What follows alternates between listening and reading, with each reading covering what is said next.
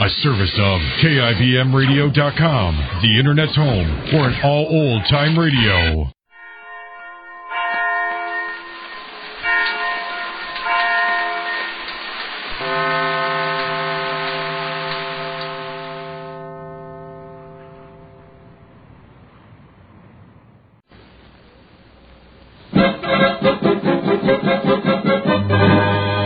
Jerry of the Circus.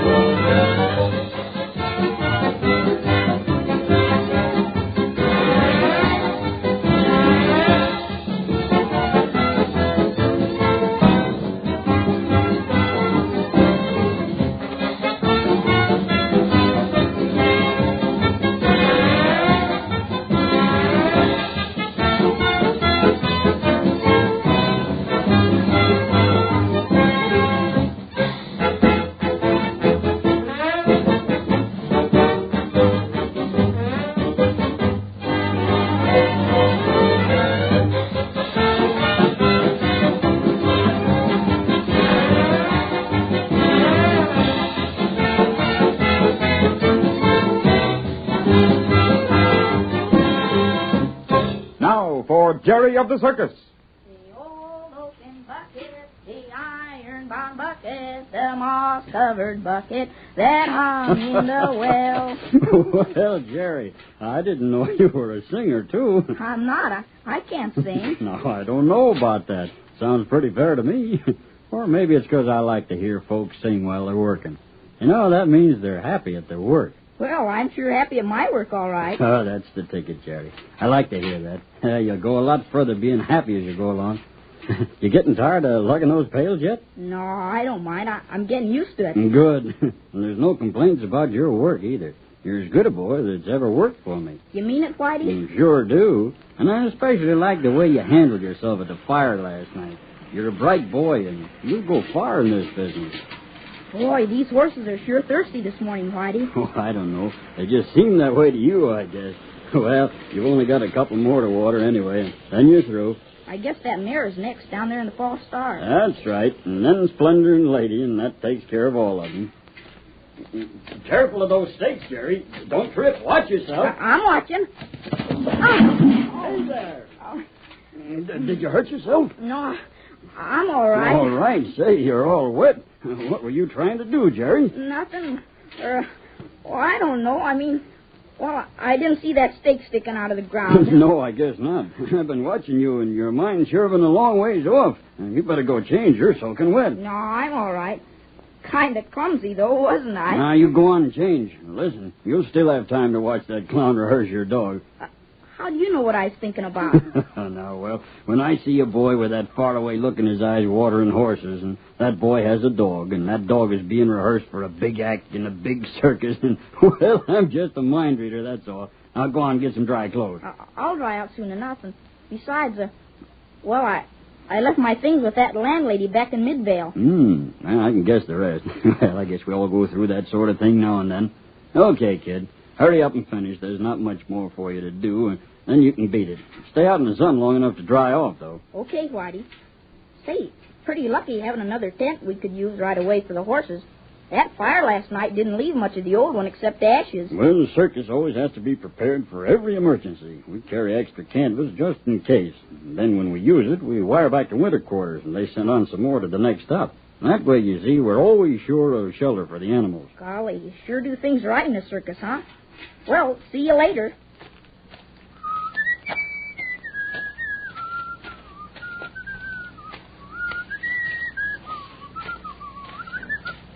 Hello there, Splendor. How you feeling this morning after the fire last night, huh? You're sure a grand little horse. Listen, I gotta hurry on account of I got a friend rehearsing, and I want to watch him.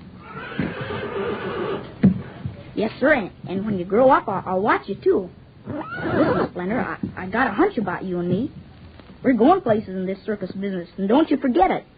We may not be very big yet, but we'll get there. You just wait and see. He's seeing you. The old oaken bucket, the iron-bound bucket, the moss-covered bucket that hung in the well. These bumps was sure right. These buckets do get kind of heavy. That hung in the well. It's the last bucket, the last bucket. Here you are, lady. Take it easy now. Kind of thirsty, aren't you, lady? Well, you're the last one today, but tomorrow I'll serve you first. What you say?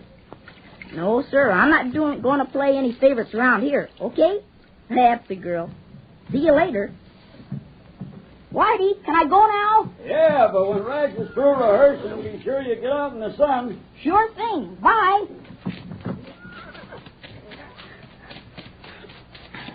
Where you going so fast, honey?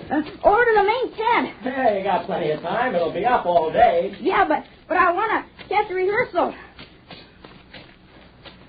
Hello, Patsy. They through yet? Almost.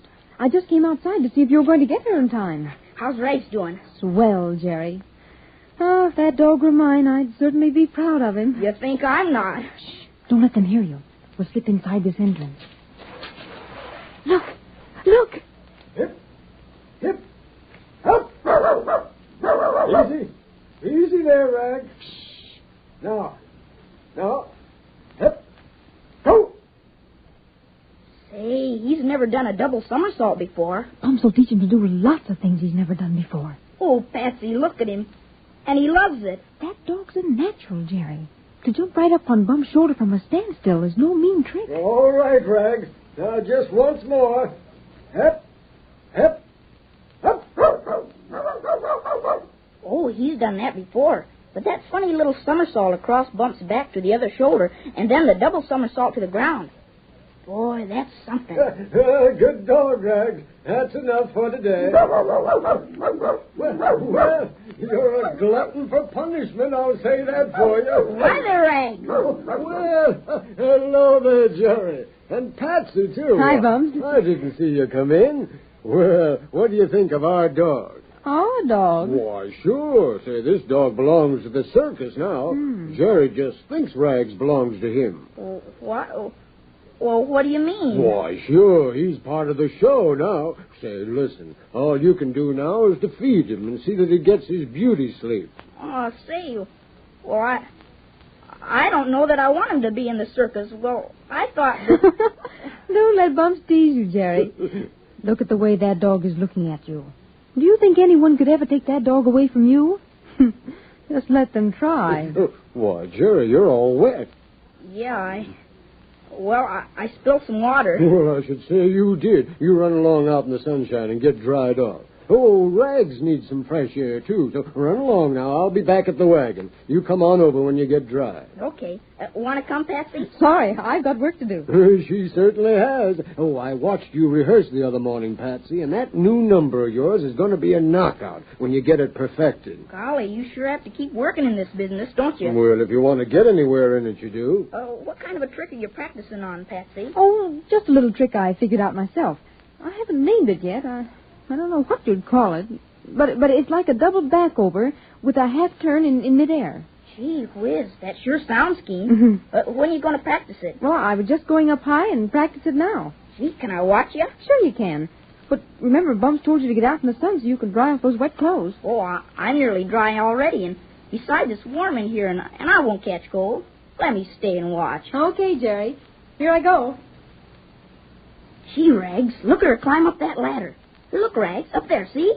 See, Patsy? See how high she's going? Hey, Jerry, I thought I told you to get dried off out in the sun. Oh, gee, Bumps, I want to see Patsy do her new trick. Just once, please. Well, you better look quick, then. There she goes now. Wow, look at that. Golly, Bumps, she just spins in midair while the trapeze swings away from her, and then back again. Oh, that Patsy's a clever girl. Sometimes I wonder how she does it myself. Did she ever miss and fall? Oh, sure, lots of times, but she always hits the net pretty. What do you mean? Well, you gotta hit that safety net just right, you see. You gotta land on your back or else... Or else what? Well, you'll get hurt. What if you happen to fall head first? Well, sometimes that causes a broken neck or back. Gee whiz, that is dangerous. Well, it's quite a trick. You gotta twist your body while you're falling so that you land in the net on your back. Hey, look, now there she goes again. Jiminy, that's a great trick, all right. It's beautiful, Patsy. Are you going to try the same? Oh, gee. You spoke too soon that time, Jerry. Patsy. Did you see how she took that fall? Wow, that is exciting. Rags, she's all right. She's all right, Rags. Well, what'd you do, Patsy? Miss that trapeze? Yeah, but only by a couple of inches. Well, your trouble is your arms aren't long enough, Patsy. Gee, she rolled up like a ball, didn't she? Grabbed her knees and landed right on her back. Well, come on now, Jerry. Let's go over to our wagon and see what we can do about that wet shirt of yours. Oh, I could watch Patsy on that trapeze all day. Bye, Patsy. So long. Well, as soon as she learns that new trick, she'll put it in her act, and then you'll have plenty of chances to see it. I don't know what's the most thrilling, being an aerialist or a lion tamer. Oh, guess it's a toss-up, Jerry. Everything about a circus is thrilling. You know, I even get a thrill out of being just a clown, and after all these years, too. Look, Bumps, here comes Lorenz. Oh, so it is. Well, hello, Lorenz. It's a nice day, huh? What's nice about it? Oh, I don't know. Maybe it's the weather. Well, here's our wagon. Decker, you ready? Hurry up, it's late. Coming. All set, Lorenz. Hello, Bumps, Jerry. My old friend Rag. Come on, Decker, I'm in a hurry. Okay. So long, folks. Bye. Well, what's your hurry, boys? Well, We're just going into town. What's it to you? Nothing. Nothing at all. Well, so long. Lucky we saw Bumps and that kid then. Why? It gives us a good alibi, stupid. Now they think we are going to town. Oh. I use my head. Lorenz no dummy. Now listen, Decker. Yes? I just filed the office wagon lock. It's all clear. Bennett will be coming with the payroll money any minute now. Have you got that gun? Yes, right in my hip pocket. But do we really have to plant this thing on Jason, Lorenz? I have gone into that before. Now shut up. It's all set. Bumps and that kid think we are going into town. Bennett is on the way with the money. The office wagon is open. Everything is working out just right. Wait, you see, we will be rich yet.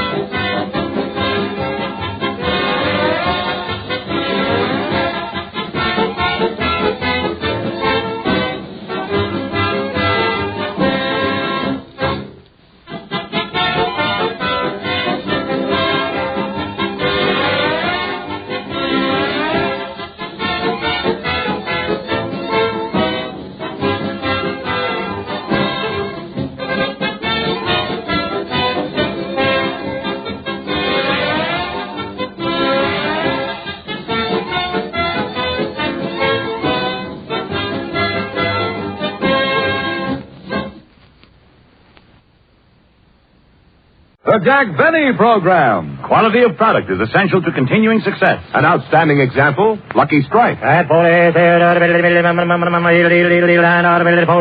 American. Lucky Strike means fine tobacco. So round, so firm, so fully packed. So free and easy on the draw. LSMFT. LSMFT. LSMFT. Remember, year in, year out, Lucky Strike means fine tobacco. So smoke that smoke of fine tobacco, Lucky Strike.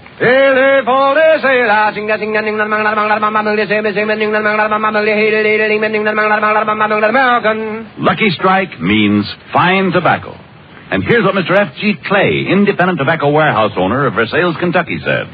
I've had a ringside seat at the auctions for 22 years. Up through the years, I've seen the makers of Lucky Strike buy fine tobacco that's smooth and mild. I've smoked Lucky's myself for 13 years. Mr. Clay really knows tobacco. He has to. And in a cigarette, it's the tobacco that counts. So remember, Lucky Strike means fine tobacco. For your own real, deep-down smoking enjoyment, smoke that smoke of fine tobacco, Lucky Strike.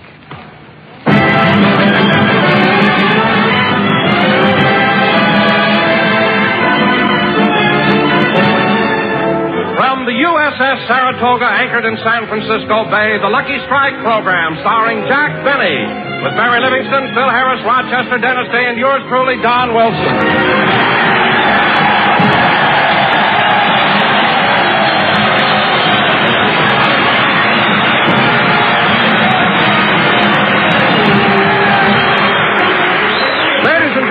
Tonight we're all gathered aboard that valiant aircraft carrier, the USS Saratoga.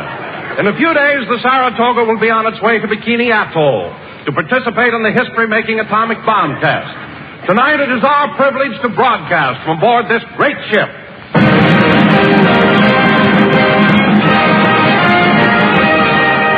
And now, ladies and gentlemen, from the Saratoga, which is affectionately called Old Sarah, we bring you another old lady, and here she is, Jack Benny.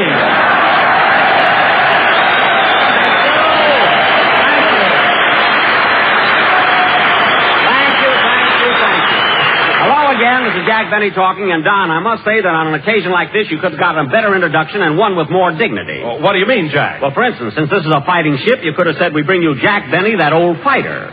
Or, since this ship is manned by salty sailors, we bring you that old salt. You understand? Well, yes, Jack, I'll try it again. Ladies and gentlemen, since we're broadcasting from under the crow's nest, we bring you that old... Never mind! I was happier being an old lady. Anyway, Don, I want to tell you something, and I mean this seriously. I've been broadcasting for 15 years, and have done programs from all over the world.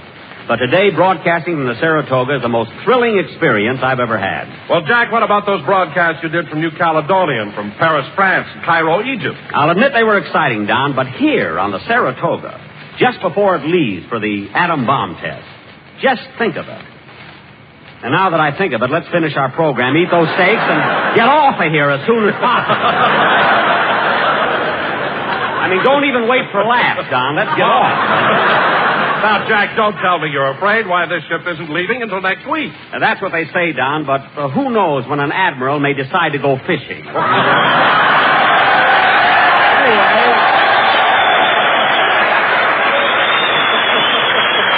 Anyway, don't worry about me. Let's do a good show tonight because the sailors here have been in San Francisco quite a while and they're lonesome. Well, I don't know why they should be lonesome.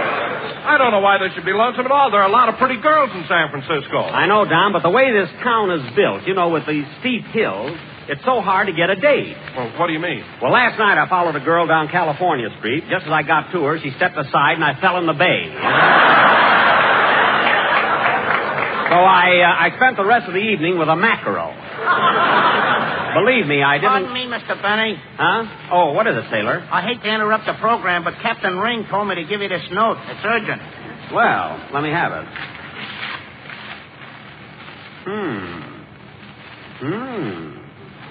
My, this is serious. Oh, Don. Yes, Jack. Would you mind stepping a little more to the center? The ship is listing to port.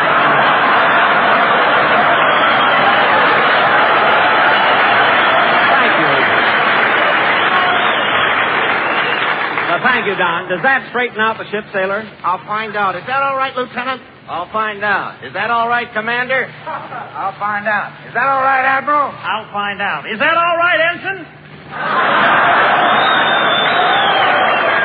Ensign? Only... Admiral, do you have to ask an ensign? Only today. His mama's listening in. Oh, I see. Well, look, sailor. Yes, sir. I'll try and keep Wilson in the middle of the ship, and if things aren't right, let me know. Yes, sir. Gosh, Jack, I can't believe that I could cause the ship to lift. I'm not that big. You're not, eh, Don? You look like Nob Hill in slacks. So just stay in the center of the ship. Hello, Jack. Hiya, fellas.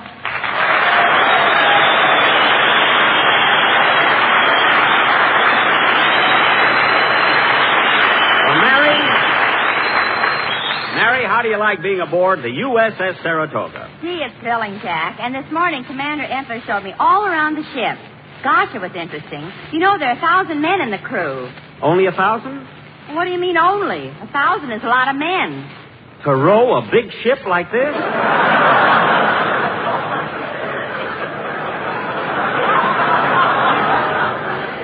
Row? Jack, it so happens that... No, I'm not going to tell you. Tell me what? No, I can't tell you. It's a military secret. Oh, come on, Mary, tell me. Well, Jack, since you were in the Navy, they got rid of the galley slaves. Well,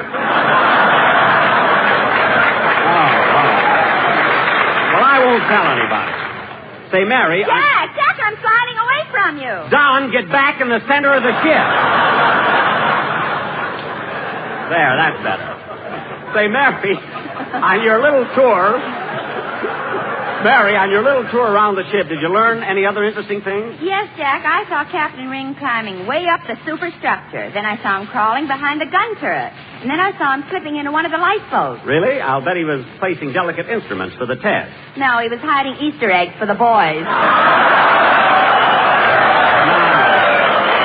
Now, isn't that nice? Captain must have a hard job every Easter coloring those powdered eggs, you know? It isn't...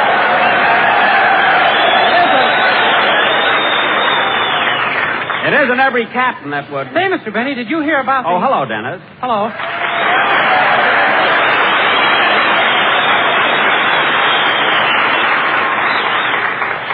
Say, Mr. Benny, did you hear about How do you feel, kid? Fine. Say, Mr. Benny, did you hear about You look great, you know. Thanks. Say, Mr. Benny, did you hear about the... Hear about what? Hear about what, Dennis? I better not tell you. It's a naughty joke. Well, Dennis, people shouldn't tell you those kind of jokes. I made it up myself. Oh. And now, fellas... It's about a traveling Boy Scout. Never mind. I don't want to hear it. Anyway, we haven't time for that now. You know, Dennis, we're all here aboard the Saratoga because in a few days it'll leave for the atomic bomb test. Oh, boy! Mr. Benny, what's an atomic bomb? I'm glad you asked me that, kid. You see, an atomic bomb is a very special kind of bomb. It's a bomb that's atomic.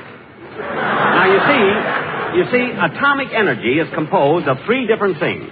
Neutrons, protons... And nylon. Thanks, Mary. Now, the scientists had no trouble getting the protons and neutrons, but only officers could get the nylon.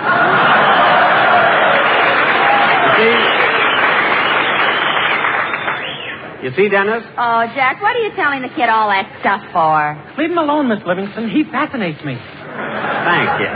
Now, the big problem that faced us scientists was to split the atom. First, we had to use some uranium, which is better known as U-235. It was marked down from U-250, you see? That's Fred Allen walking up there. Then we put this...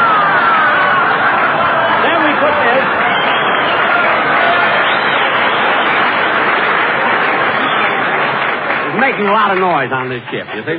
Then we put this into a cyclotron. Mix it with neutrons. And add a pinch of salt. Mary. You use your recipe and I'll use mine. Anyway, Dennis, you mix the neutrons with the U-235, and then you treat all the elements with radar. Put them all together again, and you have the atomic bomb. Gee, and my mother says you're a dope. Oh, she does, eh? My father thinks you're a dope, too. Oh, yeah? But I don't think you are. Well, thanks, kid. But they think I'm a dope. Dennis, that's enough. Now, Dennis, let's have a song. After all, you were in the Navy. These are your buddies, and they're all anxious to hear you. Okay. You know, Mr. Benny, last year when I was in the Navy, I sang on this ship. I know you did, kid. It must be nice being back here again. By the way, would you like to say something to the boys before you sing? I sure would. Go ahead. Hey, fellas, do you want to hear the story about the traveling Boy Scout? Dennis. A Boy Scout went into the woods and built a fire. Then a week later, he went back, and the fire was still burning. Still burning? Don't you get it? Get what? He spent the afternoon in the woods with his old flame. Oh, for heaven's sake. Traveling Boy Scout. Go ahead and sing. Oh, Mr. Benny. Yes? You've got your fat announcer off center again. Don, keep your seam on the beam. Go ahead, Dennis. Let's have your song. Come on.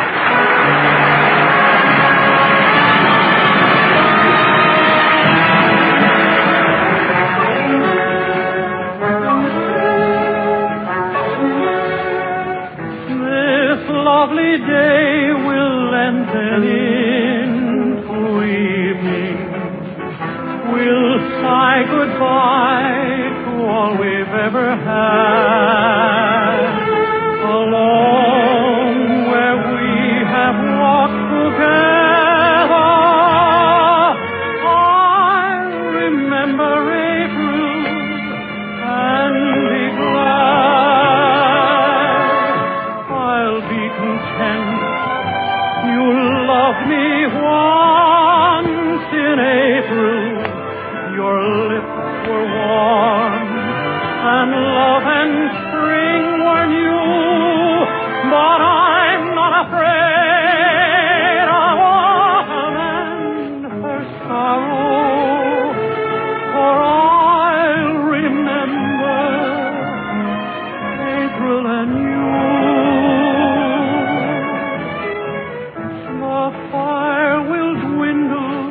Into glowing ashes, for flames and love live such a little while. I won't forget, but I won't be lonely. I'll remember April, and I'll smile. The fire will dwindle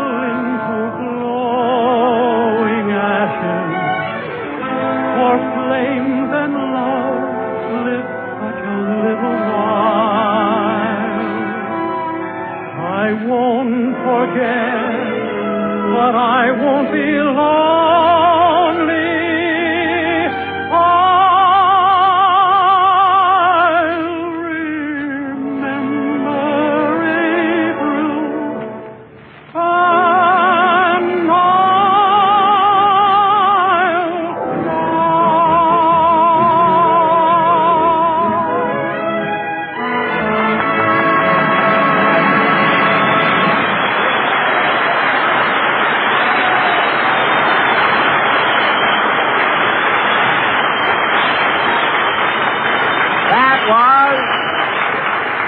I Remember April, sung by Dennis Day and accompanied by Phil Harris, and as makes you wish you were on the Enterprise Orchestra.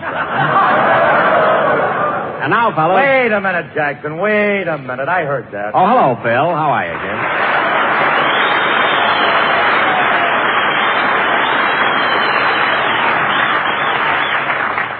Listen, Jackson, there's a time and place for everything, and I wish you'd have a little more respect for my musicians, especially in front of all these guys. What? My boys done their bit. In fact, more than half of them were overseas. No kidding, Phil. Where were they? Alcatraz.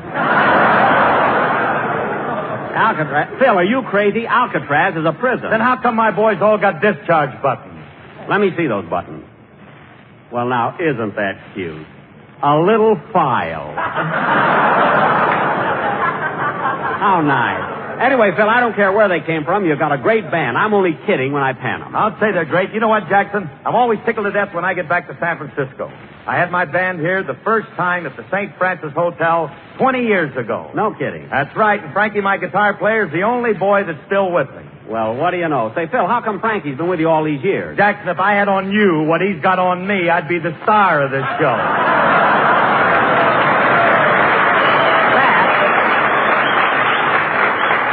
That I can believe. But listen, Phil, you won't be the star of this or any other show until you learn to come to rehearsal on time. What happened last night? Wasn't my fault, Jackson. It was so foggy I got lost. Oh, don't exaggerate, Phil. The fog doesn't get that thick. It doesn't, eh? During the war, they used to launch the victory ships from the top of the mark. Now you're being silly. No shade, Jackson. That's where I always go to get launched.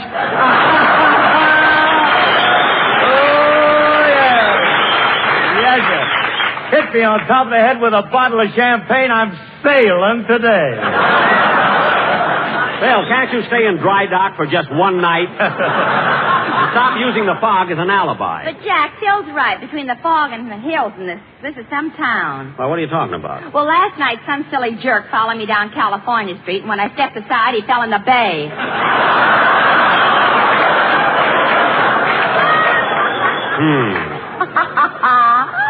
What are you laughing at, Livy? 2 hours later, I saw him at the Bell Tavern dancing with a mackerel. That was my girl. Now stop calling her a mackerel just because her eyes are on the side of her head. And now, fellows. Every time the dance lasted more than 3 minutes, he had to throw her back in the water. Mary, cut that out. And now, fellas. Oh, Mr. Benny, the water's coming through the porthole. Well, tell the Admiral to get the ship in the center of Don. It's easier that way. Anyway, Don, watch it. We don't want anything to happen to the ship before she goes out for the test. Say, Jack, when are they going to unload the Saratoga? You know, take all the equipment off. Mary, they're not taking anything off. This ship is going to the test fully equipped.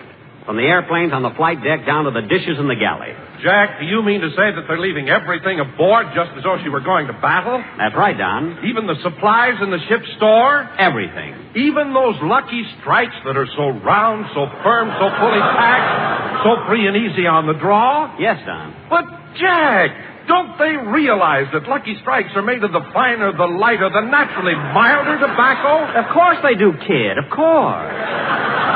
Well, all I can say is, if it's in the interest of science, I'm sure those little Luckies will be glad to do their part. Good, Don. Good. Very good, Don. Very good. Don, you're a hero. Now, if you'll turn around, I'll give the seat of your pants a 21-gun salute. Oh, Phil, how about a band number? You all set? Yeah, say, Jackson, before I forget it, you want to go to the ball game with me tonight? No, thanks, Phil. I went over to Oakland, saw the game Friday night with Mary. And who do you think I saw there? Mary. She was with me. Now, guess again. Lefty O'Doul? No. Casey Stengel? No, you'll never guess, so I'll tell you. Remember the little guy who always sings?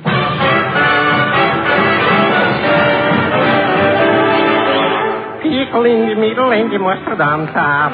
Just the way you like him and they're all red hot. Tasty little hot dog and some pop. Just the way you like him and they're all red hot. Hot roasted peanuts, a munchy, crunchy bag of lunchy. Get your hot roasted peanuts. Ice cream cones. Get your dreamy, rich, and creamy double-decker ice cream cones. Pickle in the middle with the mustard on top. Yes!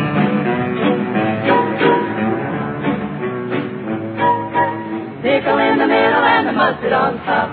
Just the way you like it and they're all red hot. Everybody's living like Karloff, eating Coney Island smorgasbord. We're sick of chicken and we're tired of steak. Well, nothing could be better than the weenies I made. Once we start to eat them, we can't stop. With pickle in the middle, sizzling off the griddle. Pickle in the middle and the mustard on top. 2 hot dogs, please. Crumple Puppy is coming up. Would you like it maybe baseball style? Baseball style? What's that? 3 bites and you're out. No, we'll just have the regular hot dog. Okay, what kind of mustard would you like? Well, what kind of mustard's in this jar? Hot and cold. Wait a minute, how can you have hot and cold mustard in the same jar? Stick your finger in, it's cold. Stick your tongue in, it's hot. Oh, well, just give them to us plain. We only came over to hear you sing anyway. Oh, thank you.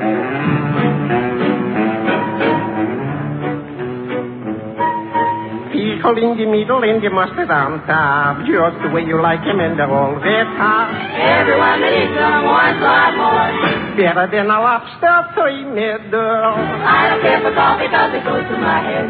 I'll let Nelson Eddy keep his sharpening bread. We can gobble hot dogs till we drop. With pickle in the middle, sizzling off the griddle. Pickle in the middle and the mustard on top. We like the mustard on top.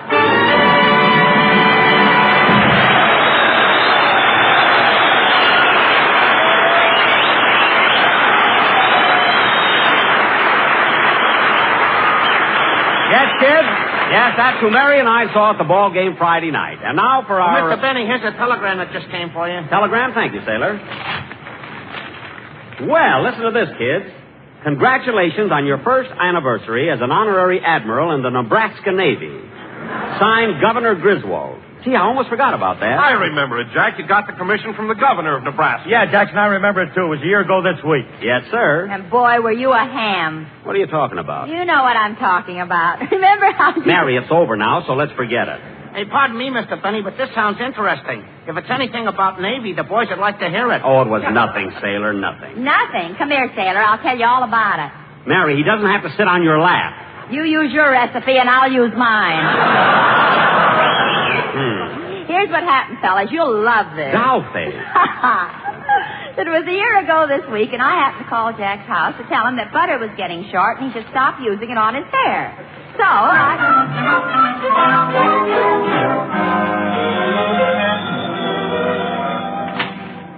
Hello, Mr. Benny's residence, star of stage, screen, and radio, and will be the center pole at May parties for 10 cents a turn. Hello, Roger.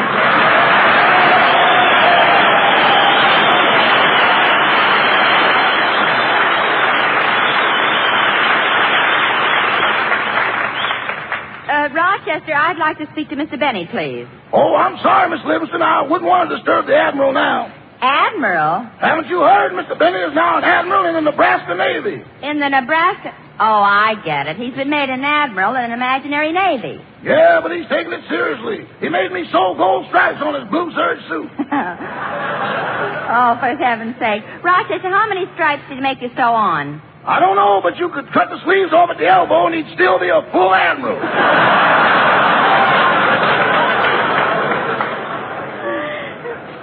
You mean he really thinks it's on the level? Yeah, when the milkman came this morning, Mr. Benny looked at him and said, "What are you doing in summer uniform?" What did the milkman do? He turned to his horse and said, "Stop laughing, he hasn't paid last month's bill yet." Well, Rochester, tell Mr. Benny I called and then I'll see him later. Yes, ma'am. Goodbye. Goodbye. Doggone ever since Nebraska made Mr. Benny an Admiral, he's been upstairs working out fleet maneuvers. I better get him away from that bathtub before he messes up the whole room. Oh, Mr. Benny. Say, boss. Oh, Admiral. What? Oh, it's you, Rochester. Glad to have you aboard. What do you want? Your breakfast is getting cold down on the lower deck. What have we got for breakfast? The whites of 2 eggs. What happened to the yolks? Don't you remember? You scrambled them and stuck them on your cap. Oh, yeah. Well, I can't leave now. I'm about to engage the enemy. Now, watch. The enemy fleet is over here. Boss, don't splash the water on the bath mat. Quiet. Now, I swing my carriers around like this and bring my destroyers over to this side and encircle them. There you are, Rochester. Now, if you were the enemy and I had you surrounded like that, what would you do? I'd pull out the plug and ground every ship you got.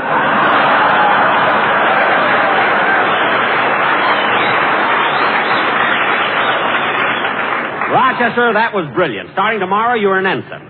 Thank you, sir. Now go to the wireless room and send this message to Admiral Nimitz. Dear Chester, bathtub maneuver successful. Sighted soap, sank sane. Signed John Paul Benny. Aye, aye, sir.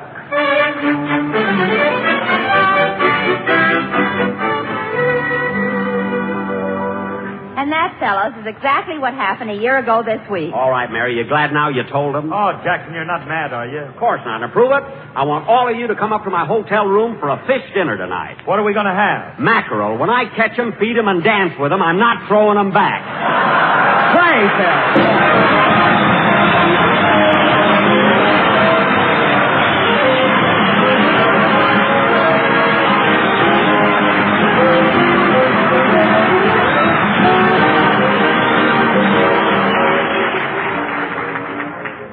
Ladies and gentlemen, I'd like to read a farewell message that was written by Captain M.S. Sheehy, the former chaplain of the USS Saratoga.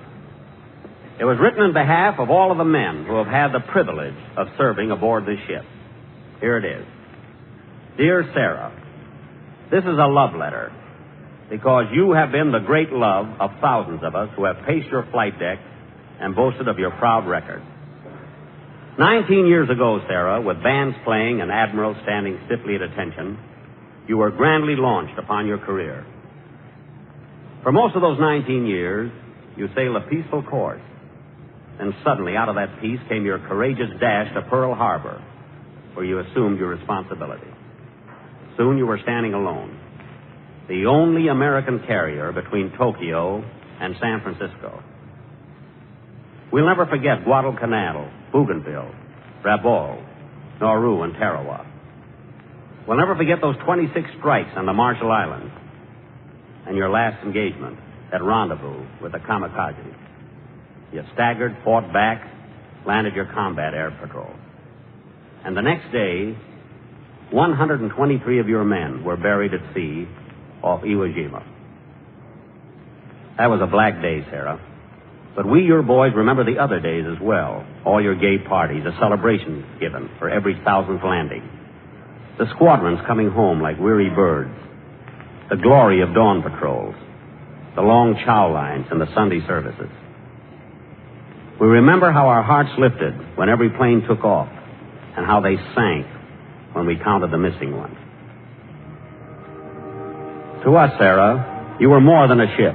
And so we, your boys all over the world, want to say farewell. You are going to perform your last service for your country. Perhaps that atom bomb will put you in Davy Jones's locker. But you won't be lonesome there. For the old Lex and the Wasp and the Hornet and the Yorktown and your little sister ship who died so gallantly, the Princeton, will be there to welcome you. And we men of the Navy want you to know that wherever your hulk may be, your spirit, the spirit of the USS Saratoga, will go marching on and on and on.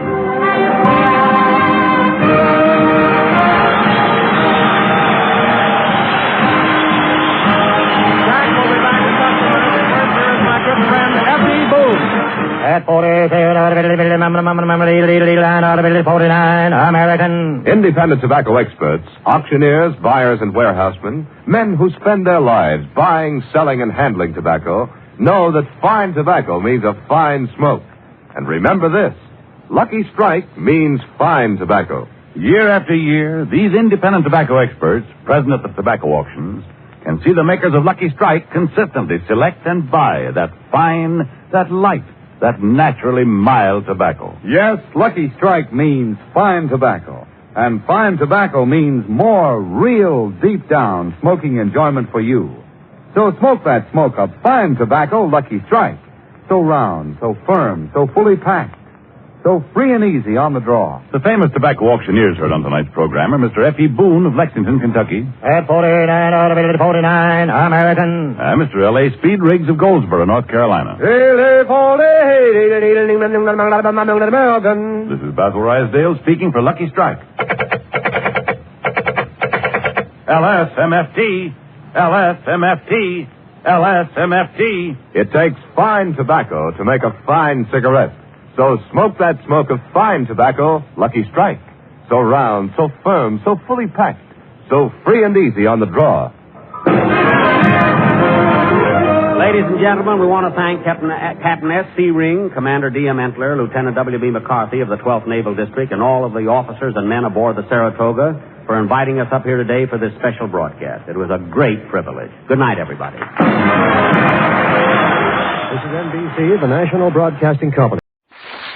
Good health to all from Rexall.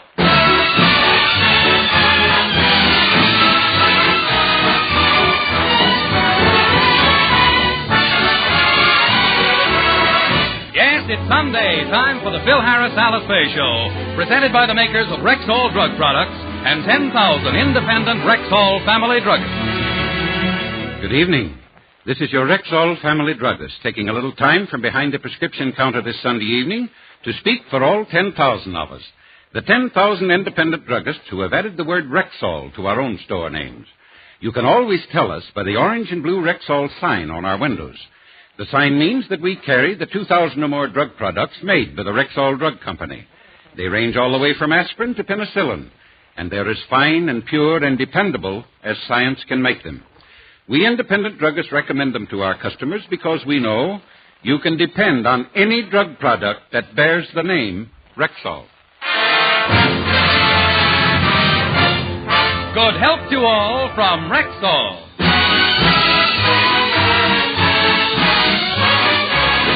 And now your Rexall family druggist brings you the Phil Harris-Alice Faye Show, written by Ray Singer and Dick Chevrolet, with Elliot Lewis, Walter Tetley, Robert North, Janine Roos, Ann Whitfield, Walter Sharp and his music, yours truly, Bill Foreman, and starring Alice Faye and Phil Harris.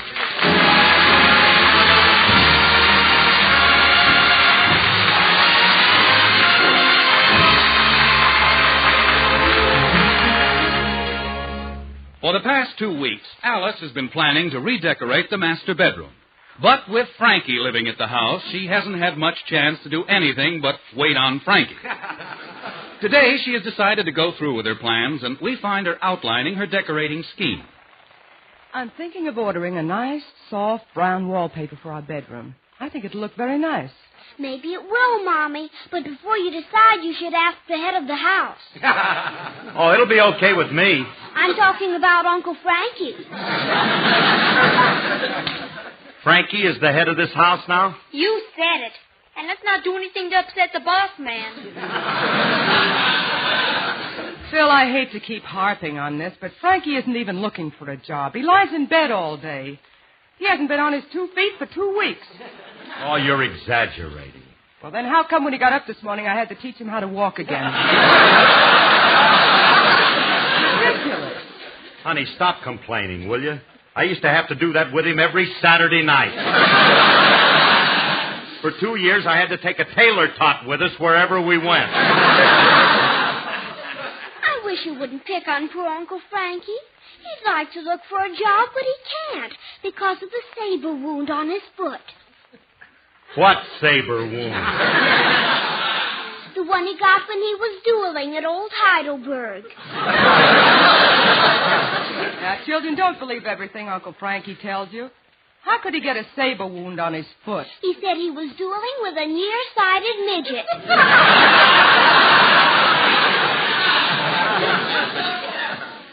What a pity. To think a brain that can dream up alibis like that should be wasted on an unmarried man. Even if he had... Phil, even if he had a leg wound, that wouldn't prevent him from writing answers to want ads. Uncle Frankie said he'd like to, but he can't write on account of his arm is too weak to hold a pen. He told you that? Yes, his muscle got cut when he was pig-sticking with the Bengal Lancers. An ninja. Will you stop that? Which side was he on? You know, Phil, I don't think Frankie wants to work. He comes up with those ridiculous jobs like selling shoelaces and fish. Oh, Alice, give the guy a chance. He got up early this morning and said he won't come back until he gets something, and I guarantee you that when... I'll get that. Curly, I got something. I'm in business at last. Oh, Frankie, that's wonderful. I can't... Wait. What kind of business? Selling shoelaces again? Of course not. Peddling fish? Oh, please. Those were just gags. This is something big. Something important. Oh, that's great, Remley. Gee. What have you got? I bought a half interest in a boxing kangaroo.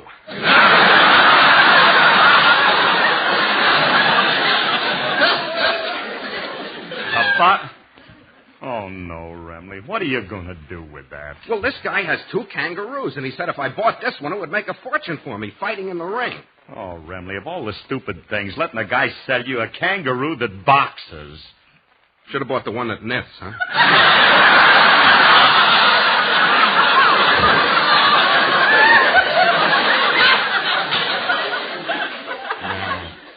How much can I make on a pair of Argyles? Tell me something, Remley. Where do you meet these characters? It's a wonder he didn't try to sell you a talking dog. He had one. I was too smart to go for that. Well, at least you're not a complete idiot. Well, of course not. If it was a French poodle, I'd have to hire an interpreter for it. Frankie, did you pay for this kangaroo yet? No, I just put a deposit on it. They're keeping it for me till I get the rest of the money. Where are they keeping it? The Bank of America. They're holding them in escrow till the sale's completed. Now, if you'll give me $250, I'll go over... Wait a minute. You ain't getting no money from me to buy no kangaroos. What? Frankie, you're supposed to be out looking for a job. Why didn't you? Well, I was going to, but then I figured it's a waste of time. Why take a job when pretty soon I can retire on my income? You mean you're coming into money soon? Oh, sure. In only 35 short years, I'll be getting my Social Security.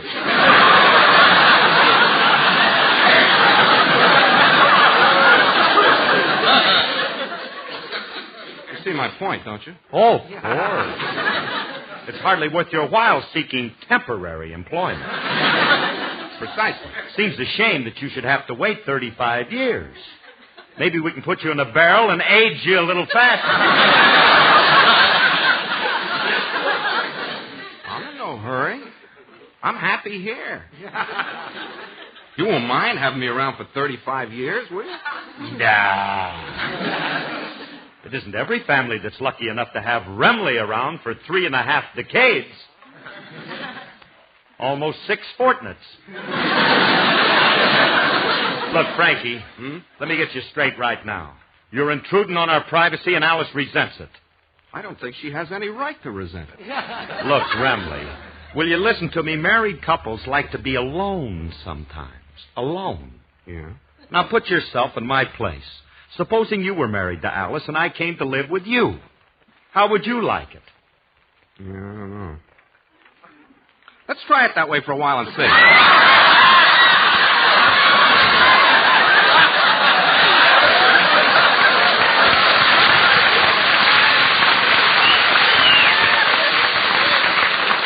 Remley, will you please be serious? All you have to do to stay here is to be nice to Alice. Now, if you want people to like you, you got to be nice to them, even if you have to force yourself. That's the way they do things where I came from. Where do you come from, Daddy? Sit down, baby Snooks, and I'll tell you.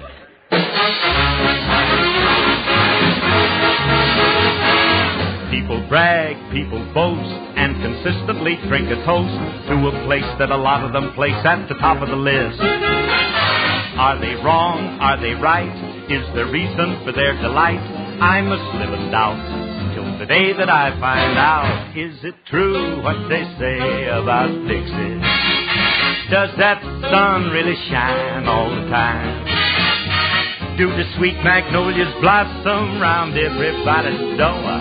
Do folks keep eating possum till they can't eat no more? Is it true what they say about Swanee? Is a dream by that stream so sublime? Do they laugh? Do they love like they say in every song? If it's true, that's where I belong. Now, if you like a sweet magnolia lane and gals as sweet as sugar cane, then hop the nearest choo-choo train. It's all aboard for Dixie. If you like to hear that southern drawl and gals that say I loves you all, then there ain't no need for you to stall. Just get on down to Dixie. Now, when you're hanging around that Swanee shore, just go and knock on any door. Then ask them who won that Civil War. They're going to tell you down in Dixie, 'cause it's true what they say about Dixie. That sun really shines all the time. Yes, those folks are really living where Old Man River flows. They live on watermelon and honeysuckle rose. Yes, it's true what they say about Swanee. Yes, you can dream by that stream so sublime. Are they nice? Are they fine? Cross the Mason-Dixon line. Yes, it's true. That's where I belong. That's where I belong.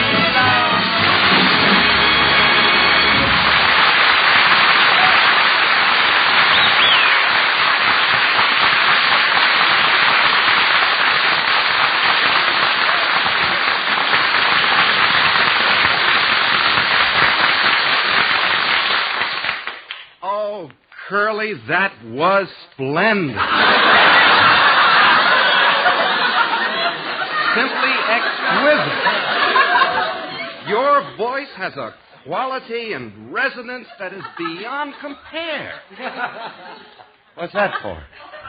You told me to be nice to people, even if I have to force myself. Believe me, when it comes to praising your voice, I really have. All right, break it up, will you? Remley, I'm going to give you a little tip on how to get along with Alice. Mm-hmm. You see, Alice is a woman. Well, thanks, old boy, for letting me in on a family secret. Remley, listen. What? I didn't mean that. Being a woman, Alice likes to be treated with courtesy and consideration. All you got to do is to be charming and gallant. All right. I'll be charming and gallant. Guy's got to be Rudolph Valentino to live here. I'll do my best to be nice to her. Phil, I have to go downtown to... Oh, Frankie, you're back. Did you find work? Work? Curly, how do you expect me to be nice to her when she greets me with such obscene language? I don't have to stand here and take this. Goodbye. Frankie, you mean you're going? Yes. I'm going up to my room and sulk. We'll have a good cry. But don't get the sheets wet. Phil, do you think we'll ever get rid of him? I don't know. He says he's considering staying here for 35 years. Over my dead body. Don't put any ideas in his head. Phil, I've been thinking. If we could find a girl for him and marry him off, maybe then he'd leave. I doubt it. We'd probably have his wife and mother-in-law on our hands, too. Besides, where could we find a dame who'd be willing to marry Remley? Good morning, Philip.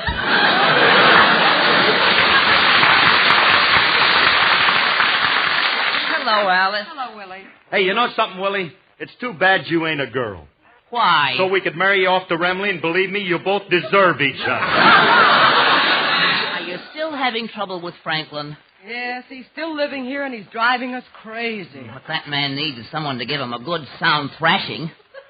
Alice, if you want me to, I shall be happy to take him by the scruff of his neck and the seat of his pants and toss him out bodily.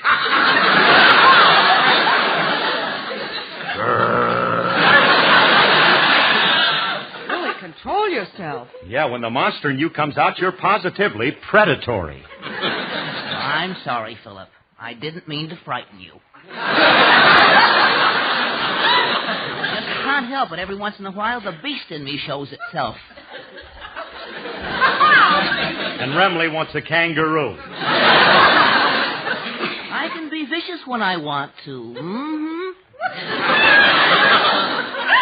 I'm capable Oh, get lost, you ferocious little dock-coot, you. Pick up your stomach and crawl out. Willie, come back here. Did you take care of hiring the paper hanger? When is he coming? Oh, well, he can't come for at least 2 weeks, Alice. He's very busy now. Darn it, and I wanted our bedroom done as soon as possible. Look, Phil, I'm going downtown with Willie and pick out the paper. While I'm gone, look up some paper hangers in the phone book and see if you can get one out here in a hurry. All right, honey, I'll go and call right away. What's your hurry, Alice? Your bedroom doesn't look that bad. Well, I'm not thinking of our bedroom. You see, I'm having the children's playroom repapered, too. Oh. Phyllis's birthday. I want it to be a surprise, so I haven't even told Phil yet. Oh, you're right. Old Blabbermouth never could keep a secret. What kind of wallpaper are you getting for the playroom, Alice? Oh, I picked out a nice, gaily colored barnyard scene. You know, red barns, animals, and things. It's to be delivered today. That's wonderful.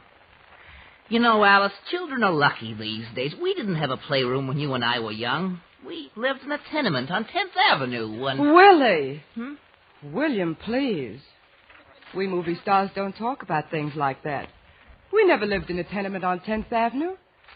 You must be referring to our ancestral estate on Double Fifth, eh? What ancestral estate? The one with the dumbwaiter and the fire escape, of course. And remember that singing waiter who lived next door? He used to drive us crazy rehearsing that same song all the time. I can still hear him.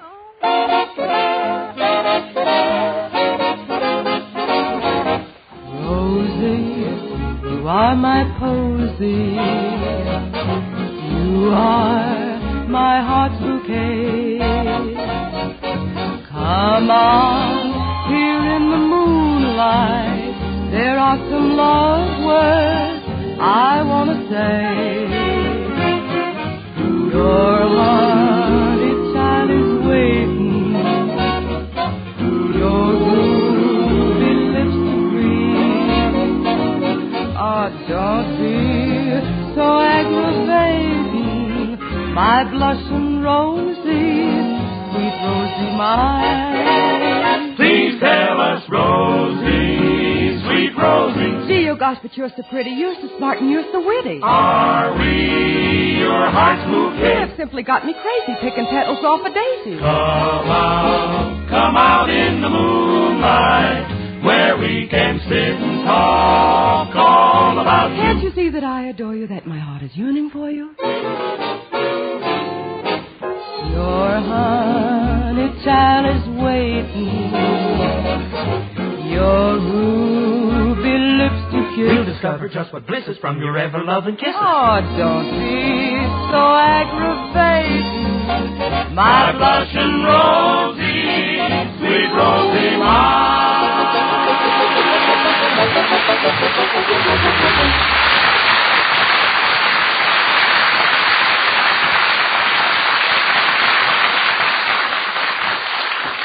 Yeah?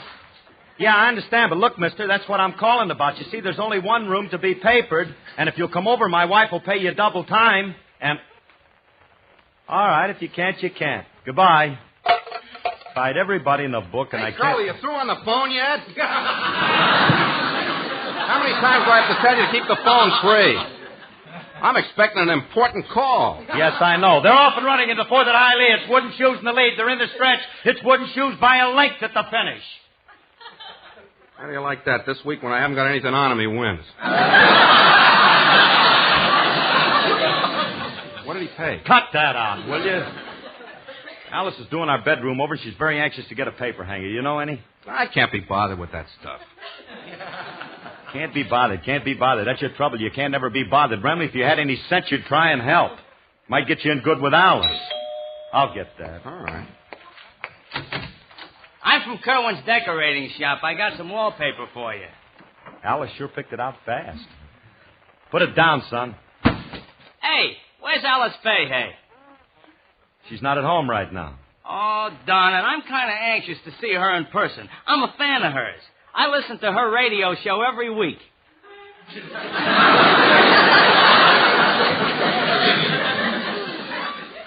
Her radio show? Yeah. Do you know her, mister? Know her? She does my laundry. Of course I know her. I'm related to her. Well, you ought to be proud, mister. You sure got a beautiful daughter there.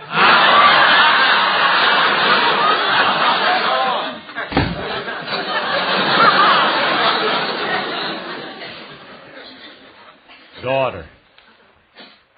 You don't sleep with the chin strap one night and you start to sag.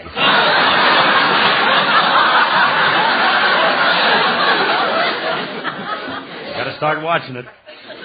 Hey, Remley, the wallpaper just arrived. You thought of any paper hangers yet? No, look, I got a better idea. I know a way I can really get in good with Alice. She don't have to hire a paper hanger. We can do it. Yeah, I guess we can wait. You ain't going to do nothing, Remley. Every time you do something around this house, it costs me money. Oh, look, Curly, what's there to hang in wallpaper? Look, the paper's here and Alice is in a hurry. She's a good kid. Why don't we help her out? I don't want to help her out. Curly, as long as you're living here with us, the least you can do is keep...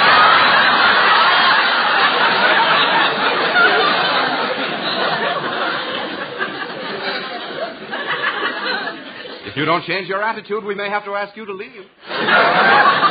Look, Frankie, let's face it now. We're a couple of clever kids. That I know. Granted. But what do we know about hanging wallpaper? Curly, a child could put wallpaper up. All you have to do is glue it on the wall.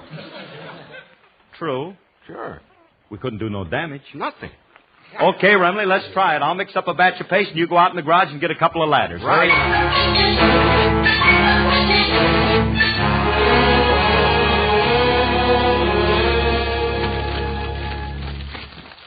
Hey, Curly, I don't want to say anything, but ain't this kind of funny paper for a master bedroom?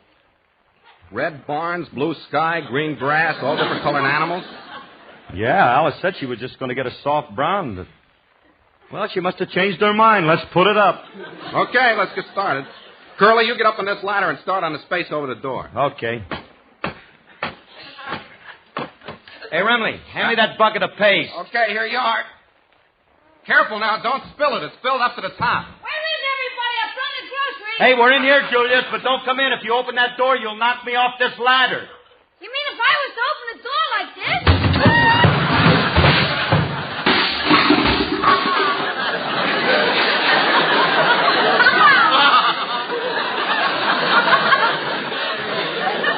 I'd knock you off the ladder like that? Oh. Now, look at this mess. Paste all over the room, and look at this big sloppy blob of paste right on the rug. Well, thank you to stop insulting me and help me out.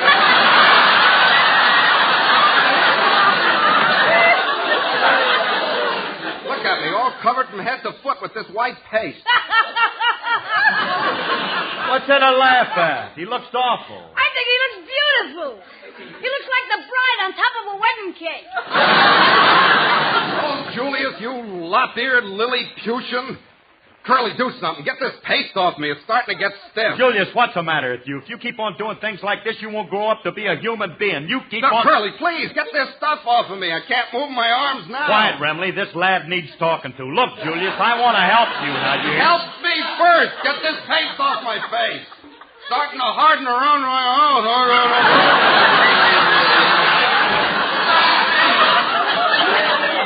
Are you through talking, Remley? I don't go on. Guess he is. Hey, wait a minute, Julius. See, he ain't kidding. Look at him. Just feel him. Hard as a rock. How am I going to soften him up? Why don't you soak him in turpentine overnight? Hey, why bother softening him up at all, Mr. Harris? You're trying to get him a job, ain't you? What's that got to do with it? If you leave him hard, you can slip a horse under him and sell him as a cheap statue.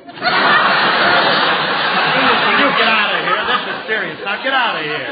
Just look at the condition poor Frankie's in. He ought to be ashamed of himself. Getting stiff so early in the afternoon.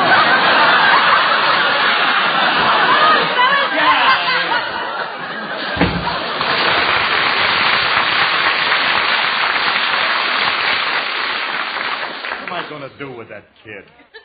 How you feeling, Frank? Would you mind rephrasing that?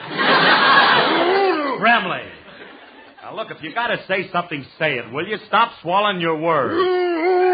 All right. Take it easy.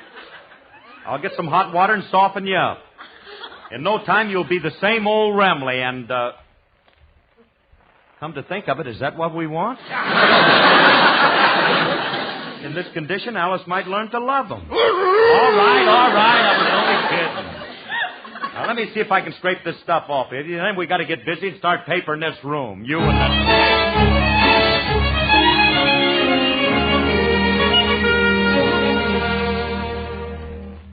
Hey, Remley. Huh? Finally got the room papered. Hey, we did a pretty good job, didn't we? Well, I told you we could do it. Looks swell, too. But it's a kind of morbid paper for a bedroom. What do you mean morbid? Well, look at all those dead animals lying there on their backs with their feet sticking up in the air.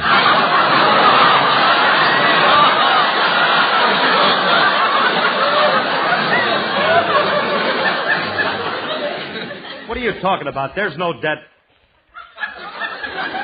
Remley, you put that paper on upside down. Oh, now we'll never be able to get it off. What am I going to do? Teach Alice to walk around on her hands. Thank goodness you're didn't do the whole room, buddy. My side looks fine. Yeah, I can't tell. It's too dark to see. The wallpaper really darkened up the room. That's just because the shades are down. Go over to the window and pull up the shades. Okay.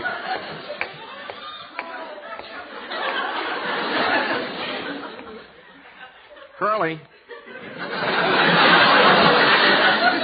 Yeah? You sure you had windows in this room?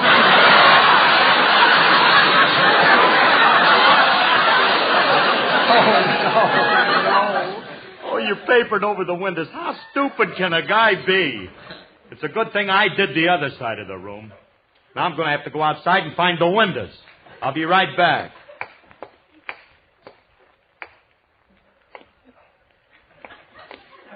Remley. What? Remley, I won't say nothing about your windows if you don't say nothing about my door.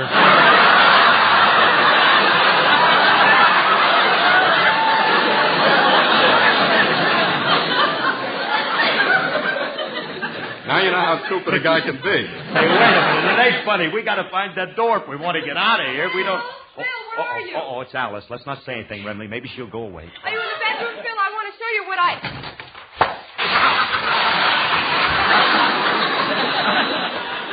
Smart girl. She found the door. What in the world is going on here? Oh, no, my beautiful bedroom. What have you fellas done to it? Look at it. Look at it. I knew you'd like it, honey. This paper was supposed to be for the children's playroom. I wanted to surprise them. Well, they'll be surprised. They'll never expect to see their wallpaper in your bedroom. Phil Harris, this is the end. I've taken all I can. As long as Frankie's in this house, I'm not going to stay. I'm going home to my mother. But Alice... Oh, let her go. She can't bluff me. Frankie, be quiet. Alice, you can't leave me. If you stay, I'll promise to get rid of Frankie. But don't leave me, please, honey. Don't go away. Don't... Alice, stop packing your money.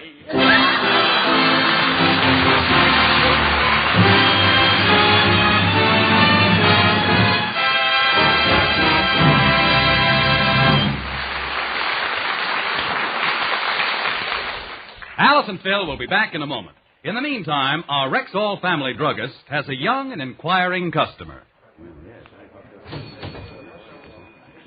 Mister, why do you call yourself a family druggist? Well, Sonny, it's like this.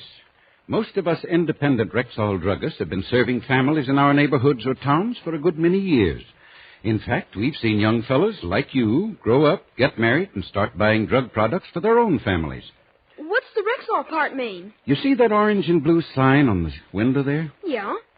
Well, that sign means that we carry the 2,000 or more drug products made by the Rexall Drug Company. Who are they? Why, they're people who've taken years and years to make sure that Rexall drug products are completely fine and pure and good. They've made it possible for druggists like me to tell our customers, people like your mommy and dad, you can depend on any drug product that bears the name Rexall. Can you say that? Well, sure. You can depend on any drug product that bears the name Rexall. Good health to all from Rexall.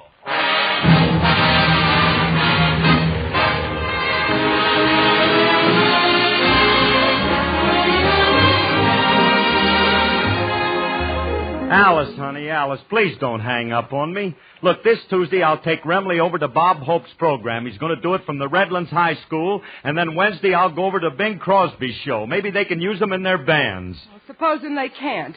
Then what? Well, then there's only one thing left. I'll take him to see Jack Bailey. Maybe he'll make him queen for a day.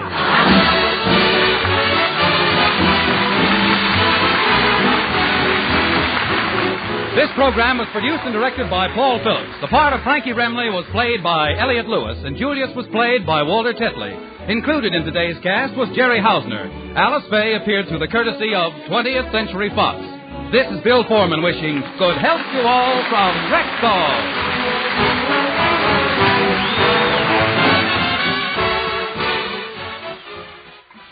This is NBC, the National Broadcasting Company.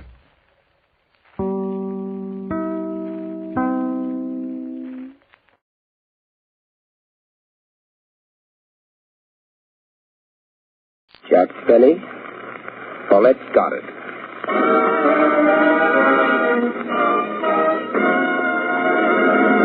the Gulf Screen Guild Theater.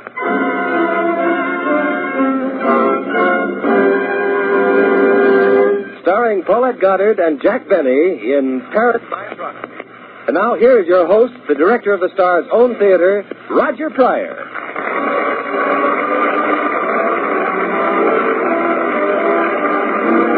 Good evening, everyone. Tonight, the Gulf Oil Companies and your neighborhood good Gulf dealer bring you radio's #1 comedian, Jack Benny. And with him, one of moviedom's most glamorous stars, Paulette Goddard, in a hilarious comedy, Parent by Proxy. In just a moment, our play will begin. But meanwhile, we'd like to say, Friends, these days, most of us feel that even a car that's apparently running in tip-top shape rates extra attention just to be sure that no little routine protection has been neglected. Well, when you get to wondering about that, why not take your car to a man whose business it is to know about such things, to your good Gulf dealer.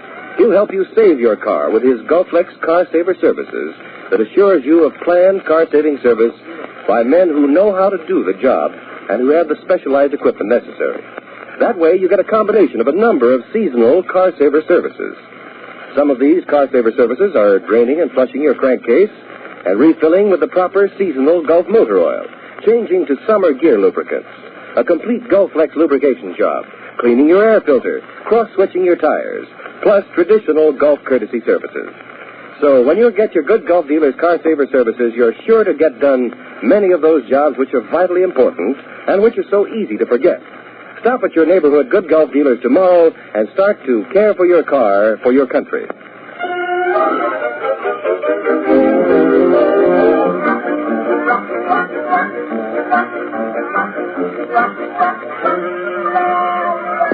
and now Oscar Bradley's music raises the curtain on Parent by Proxy, starring Jack Benny and Paulette Goddard.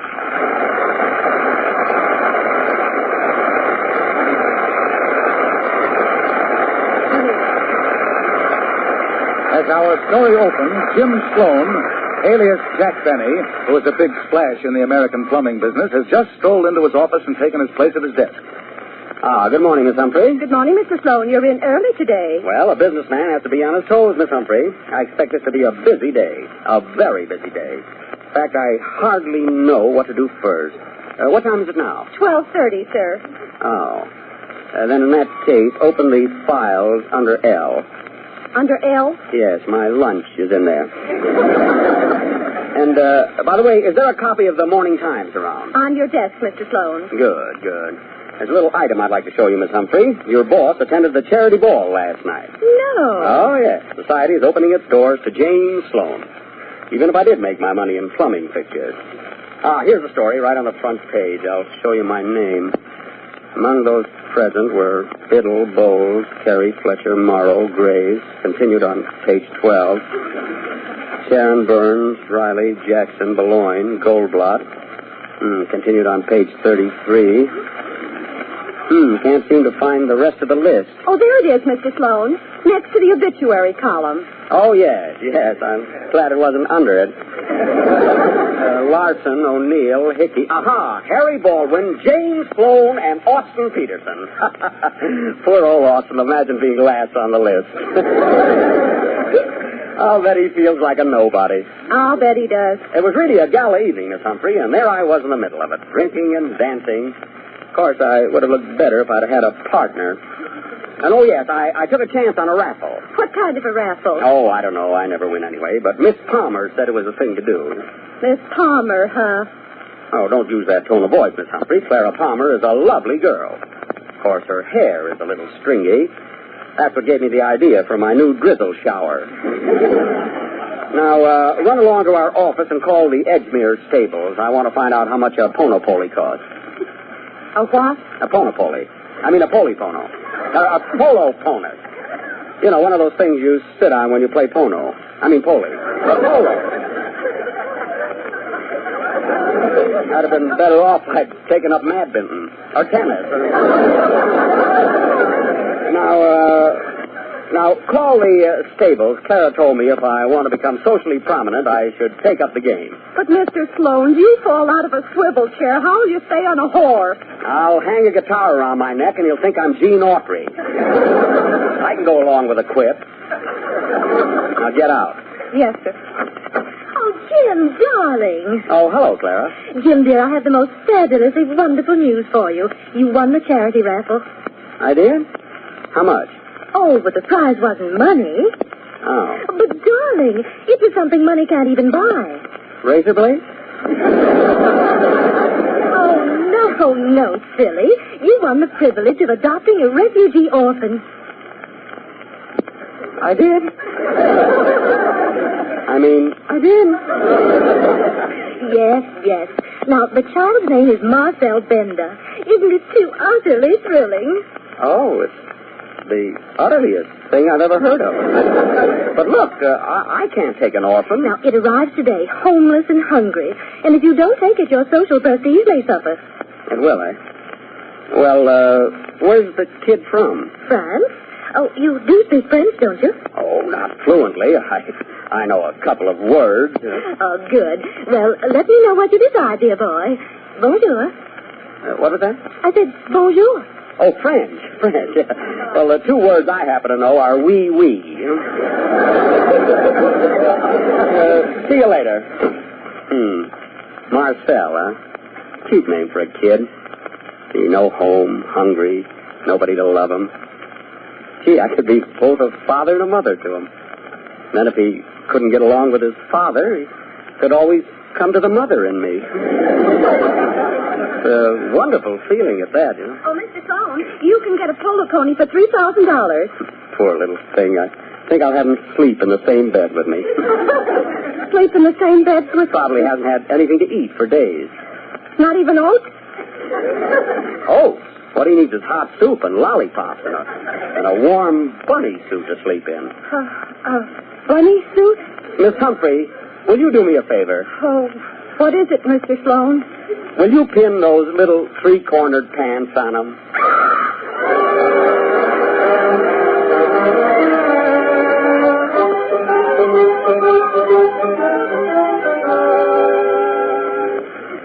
Now, what else do I need?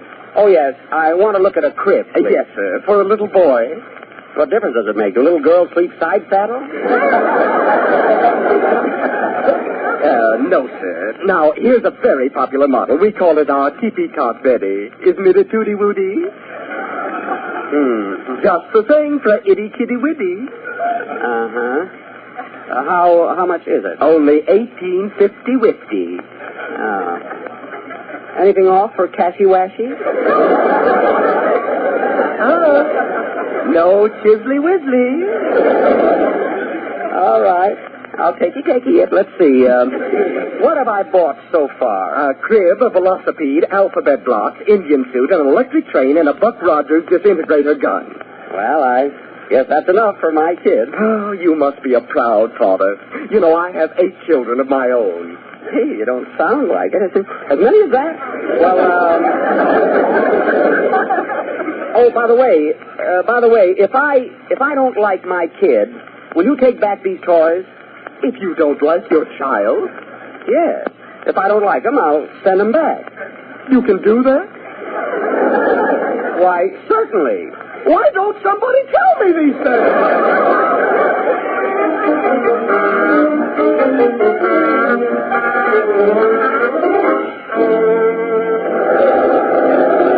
Mister, will you kindly get back in line? But look, I'm expecting a baby today. I mean, an orphan. He's arriving on this boat. These other folks are here for the same purpose. Just wait until I call the name of your kid and then yell. Oh, okay. Gee, I'm excited. Louis Carbone, Pierre Renoir, Cecile Degas, Marcel Bender. Nice going, brother. All right, take your orphan. But which one is it? I mean, which is Marcel Bender? I am Marcel Bender. Oh, my little baby. I mean, oh, baby. Look, there must be some mistake. You can't be Marcel. I really expected a baby. But I am Marcel. My goodness, how long did that trip take? There's something wrong. You do not feel well? Oh, no, I feel fine. Just just fine. But, monsieur, you are trembling. Well, it's just that I had a different picture of how you would look. The construction, you know.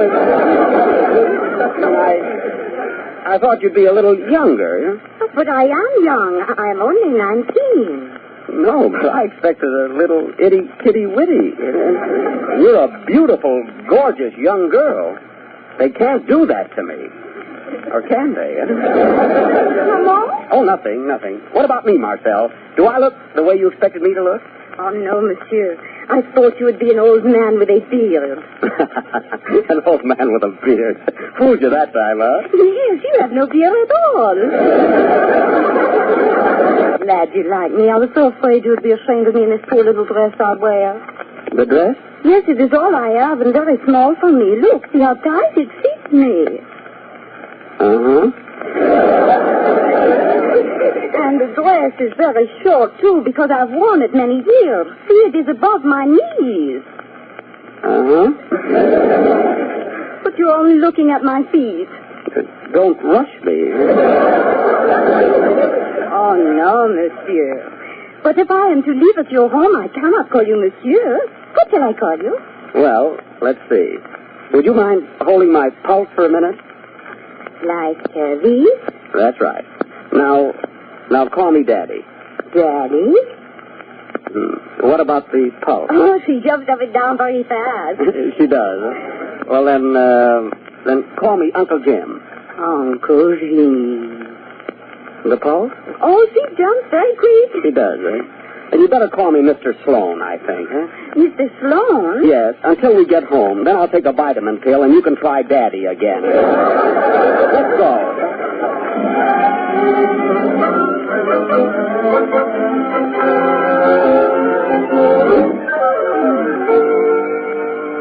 I beg pardon, Mr. Sloan. What is it, Charles? I wanted on the telephone, Miss Clara Palmer. Oh, Clara. Well.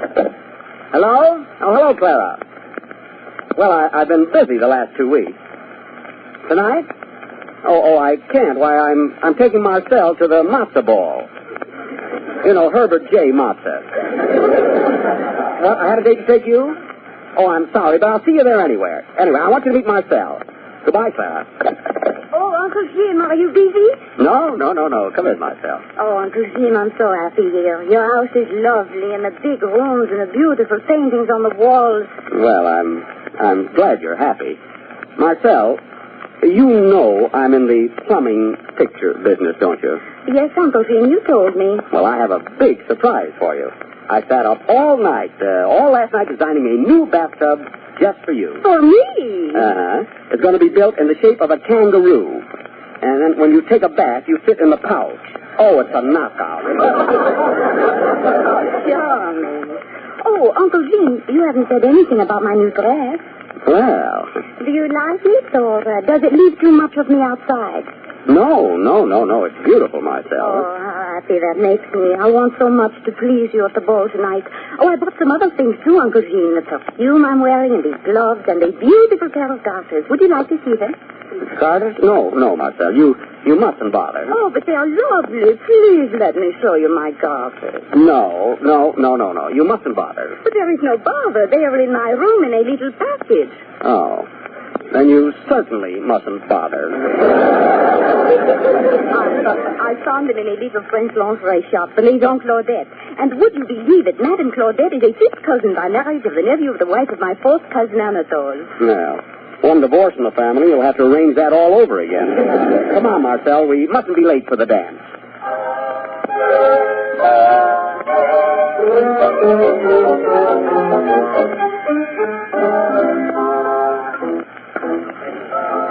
Clara, this is my orphan, Marcel Bender. Marcel, this is Clara Palmer. How do you do? Oh, I've been simply trying to meet you. How kind. Oh, well, you go on into the ballroom, Jim. I want to be alone with Marcel. Are you unarmed?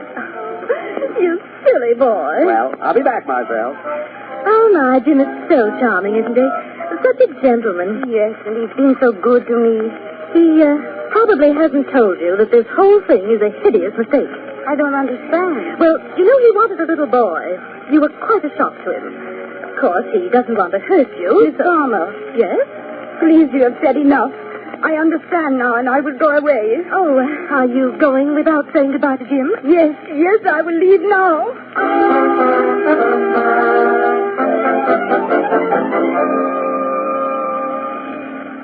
Now, pull yourself together, Charles. I mean, what did she do? What did she say? Well, she took her bag, sir, and said goodbye, sir. To be exact, sir, she said goodbye, Charles, sir. Never mind, sir. I mean, never mind.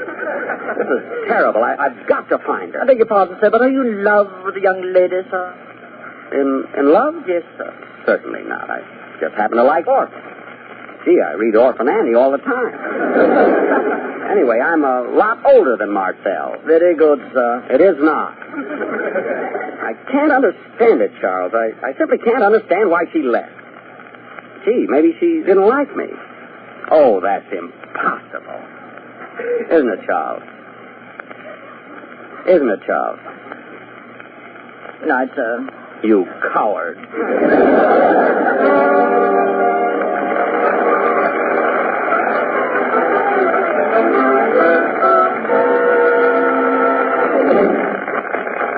And so the curtain falls on the first act of our show tonight, Parent by Proxy. Following our usual intermission, we'll continue with the adventures of socialite Jim, alias Jack Benny Sloan.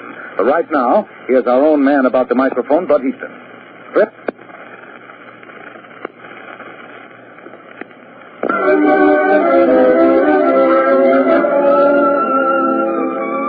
And now the second act of Parent by Proxy, starring Jack Benny and Paulette Goddard, and adapted for us by Keith Fowler, Frank Galen, and Sam Perrin, from an original by Charles B. N., Collier Young, and John McClane. I haven't got that many writers.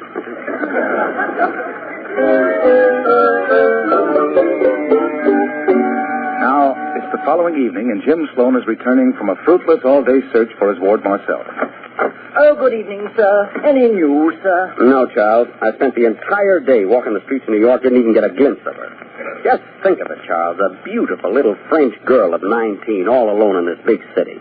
Who will look after her? I mean, who will try to be her friend? I beg pardon, sir, but are you kidding, sir? Look, Charles, I've got to find her. Now, let's see. Where would I go if I were a gorgeous young French girl? Where wouldn't I go? Well, sir, you might be in one of the better cafes, the Stock Club or El Morocco. No, they're too expensive for a young French girl like me. No, they're not either. The man who takes me would naturally pay the check. I keep forgetting I'm beautiful. Yes, sir, it's quite easy, sir. Oh, I don't know, with a close shave and the right sweater? No, but this isn't getting us anywhere. Where would I go if I were a French refugee in this... Wait, the Maison Claudette. It's a lingerie shop. I got to get right over there. Oh, sir, aren't you taking this game about being a girl too seriously? The lingerie isn't for me. I'm going to try and find Marcel in it. I mean, well, you know what I mean, Charles.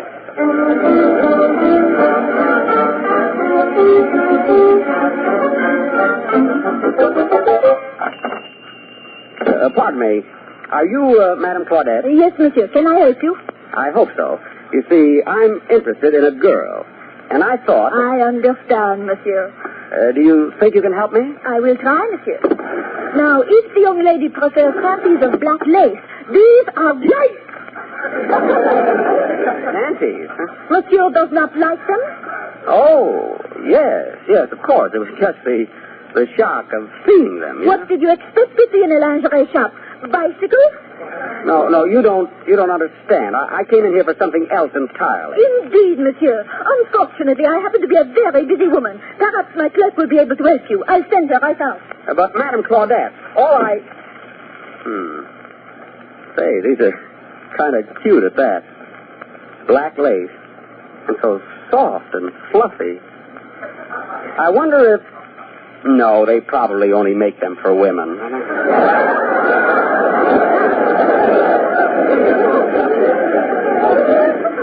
Gee, black lace panties. I mean, Marcel.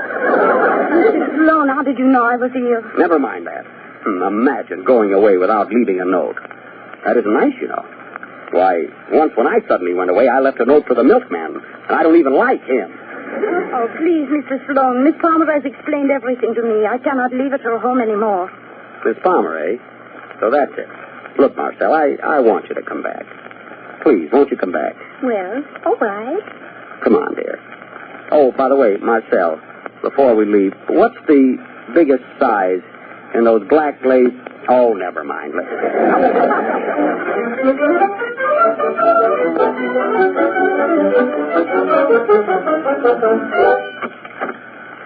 Hello, Charles. Look what I've got. Why, you found her, sir. Welcome home, Miss Bender. Thank you, Charles. Oh, I beg pardon, sir, but the refugee committee is waiting to see you in the drawing room. To see me? You wait right here, Marcel. All right. Good evening, gentlemen. Did you want to see me? Yes, Mr. Sloan. We are from the Refugee Committee. It has come to our attention that you, a single man, have accepted as your ward a 19-year-old girl. We cannot permit it. Now, wait a minute. I'm only one of thousands who offer a helping hand to refugees. Someone gets a freckle-faced boy, someone gets a pug-nosed kid, someone else gets a little girl in pigtails. Can I help it if I hit the jackpot? I'm sorry, Mr. Sloan. All right, give her to someone else. I only did what any generous man would have done. I pitied that poor homeless refugee. I felt sorry for her. I didn't feel that I want you to pity me, Mr. Sloan. Marcel, you shouldn't have listened. I didn't mean that... I know what you meant. I want to go away again. Look, was your mother frightened by a commutation ticket? Miss Bender, we've arranged for you to be taken to another home, Mrs. Hortense Van Martin's. Marcel, you don't want to stay with Mrs. Van Martin. She's an eccentric old... she's an old eccentric. I will pack my things. But Marcel... That's the thanks I get for being a nice guy. I wanted a boy in the first place. I've been better off that way. We can still get you a boy. Why these things happen to me, I don't know. All the trouble I went through with that girl. We can still get you a boy. Boy would have been much simpler, believe me. We can still get you a boy. Oh, stop mumbling. For heaven's sake.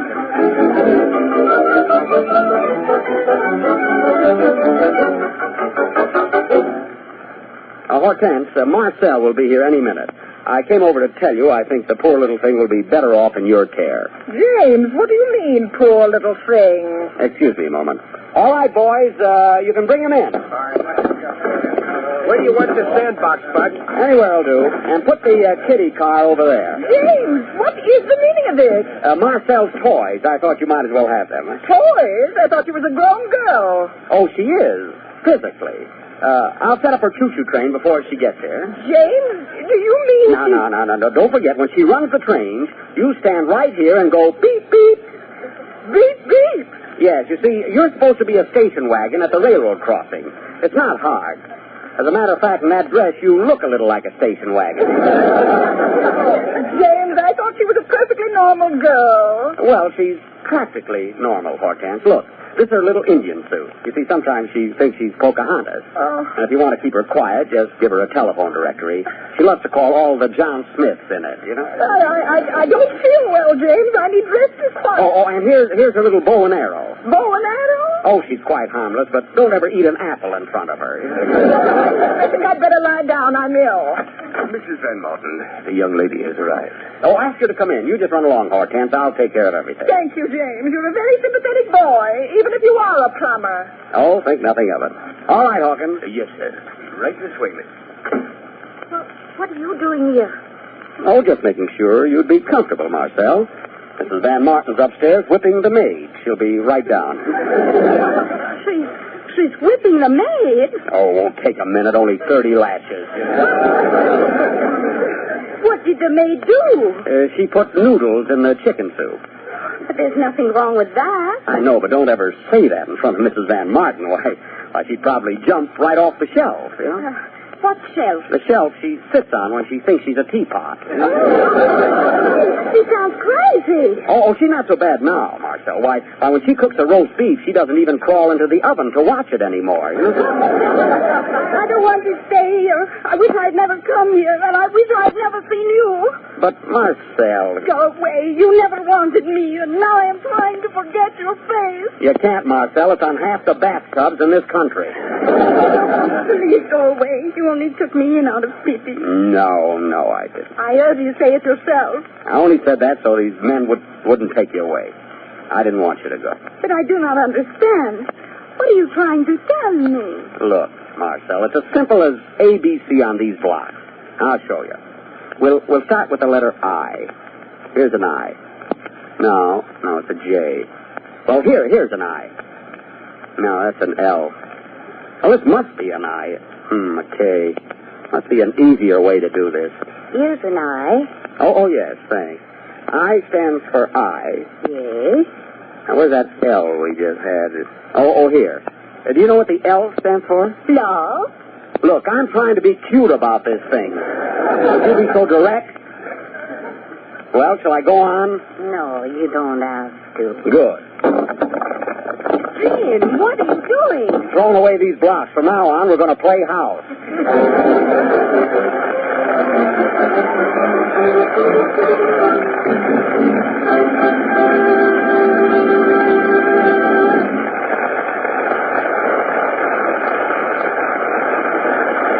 Thank you, Jack Benny and Paulette Goddard, for a swell show and a grand cause. And thanks to Oscar Bradley for his excellent score.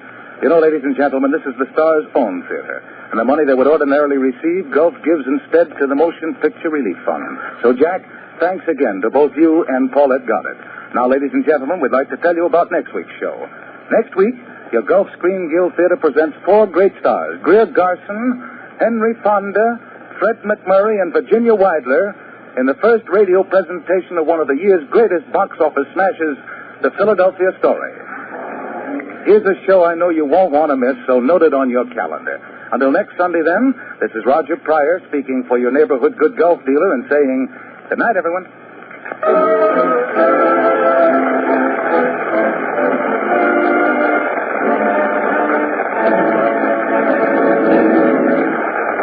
Americans, do you know how to spell freedom? Well, the quickest way is BONDS, United States Savings Bond. And the quickest way to preserve...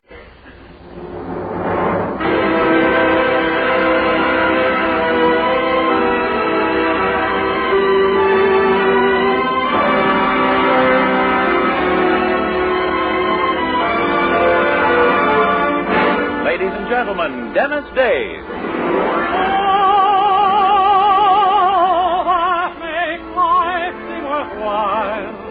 World in your eyes and the spell of your smile.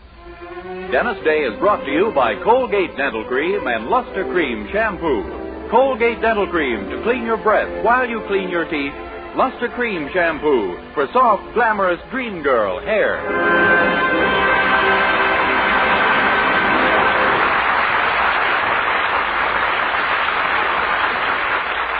The Dennis Day Show with Barbara Eiler, B. Benaderet, John Brown, Charles Dant in the orchestra, and yours truly, Vern Smith, is written by Frank Galen and stars our popular young singer in A Day in the Life of Dennis Day.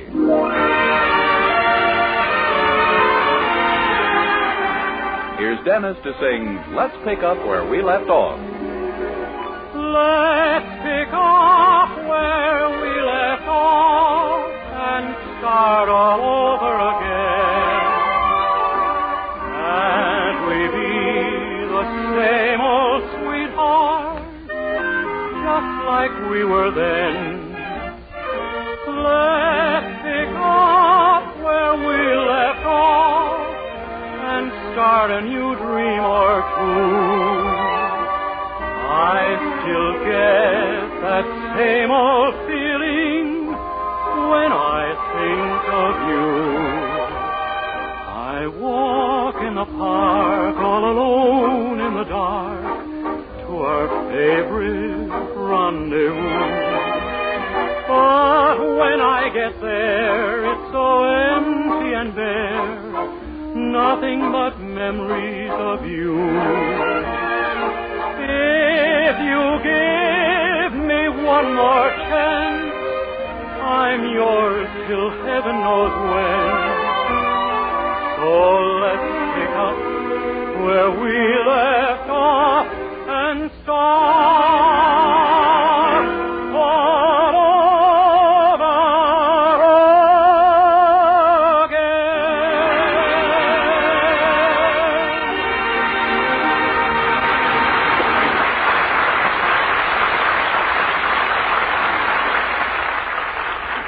Colgate Dental Cream cleans your breath while it cleans your teeth. No other toothpaste does a better job of cleaning teeth than Colgate Dental Cream.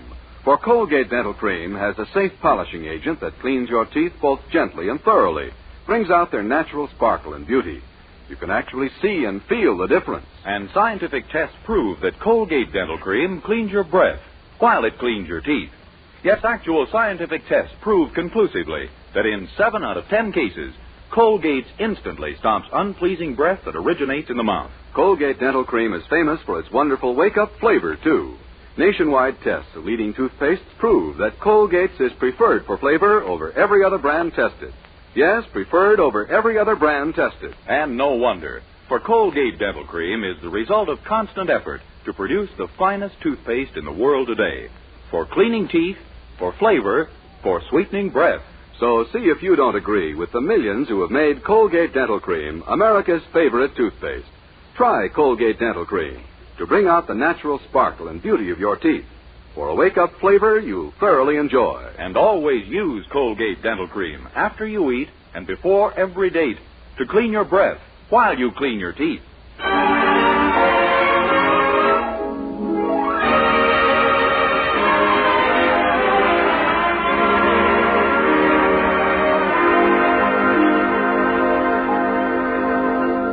Well, our young hero, Dennis Day, even more so than most of us at this time of year, is face-to-face with a dilemma of Christmas presents. There are 3 questions confronting him. What should he buy? Who should he buy it for? And for heaven's sake, what with? In particular, he's concerned about a gift for the head of the Anderson household, his present landlady and prospective mother-in-law. And since this requires thinking, he's wasted no time and gone directly to his girlfriend Mildred for help. A present for Mother? Well, you don't have to get her anything too grand, Dennis. Just buy her something you can afford. That's the trouble. They don't sell them that cheap. Don't sell what? Name it, and they don't sell them that cheap. But, Dennis, you must have some money. You've been saving up out of your salary for months. Yeah, I know, but an emergency came up Monday afternoon that wiped out half of my savings. An emergency? Yeah, I got a little hungry and bought myself a hamburger. Oh, golly. Well, you'll simply have to do the best you can, then. After all, it isn't the gift so much. It's the spirit behind it that counts. Well, I wish your mother knew that. I didn't like her suggestion at all. The suggestion? You mean you asked Mother and she told you what to get? Sure. What? Lost. Oh, I'm sure she didn't mean it. It's just that she's been so preoccupied lately with all those meetings and her campaign and the speech she's... Say. Huh? Listen, you know about Mother being an SOW, don't you? Mildred, I might think it, but I'd never say it. Oh, silly. SOW stands for Socialites of Weaverville. It's the club she belongs to. Oh. And she's running for president. Look, she's worried to death about the campaign speech she'll have to make. If you could write her one that would get her elected... Mildred, what are you saying? I'm saying that would be the nicest Christmas present you could possibly give her. But a speech, Dennis, there's nothing to it. All you have to do is put words in my mother's mouth. Boy, that's really carrying coals to Newcastle. But, Dennis, I know you can do it. You write very well, and after she reads what... Oh, good morning, Mother. Good morning, Mildred. Dennis. Good morning, Mrs. Anderson. Oh, Mother, Dennis has the most wonderful surprise for you. We can't tell you what it is yet, but it's going to make you the happiest person in the world. Why, Dennis, you darling. But where on earth did you find a vacancy? Oh, I'm not moving, Mrs. Anderson. Oh, no, this is something you'll really love, Mother. And I think Dennis realizes now how important it is. Don't you, Dennis? I'll say. I'll see you later, Mildred. Well, Mother, how's your campaign going? Oh, just perfectly, Mildred. Do you know I'm getting so confident I've even bought myself a gavel. Oh, really? Yes, and I've been practicing with it all week, banging it on the bureau and telling your father he's out of order. Well, I'm certainly glad you're so hopeful. Oh, I don't see how I can lose now. Mrs. Olsberg has decided to back me, you know. The mayor's wife? Oh, that's marvelous. Yes, she's giving a tea for me tomorrow. And that isn't all. She's invited Arthur Phillips, the famous author. Oh, that's simply terrific. That means everyone will be there. Yes, and he'll be introduced as my protege. I just couldn't choose a better time to make my campaign speech. Oh, if I only had it written. Oh, don't worry, Mother. It will be. Maybe someone will help you with it. What? Who? Oh, someone who knows exactly how you speak. It isn't your father, is it? Remember, I'm addressing ladies. You just forget about it and concentrate on getting more votes than Mrs. Hastings. Yes. Oh, won't it be wonderful if I'm elected? Me, your little mother, the biggest SOW in the whole town.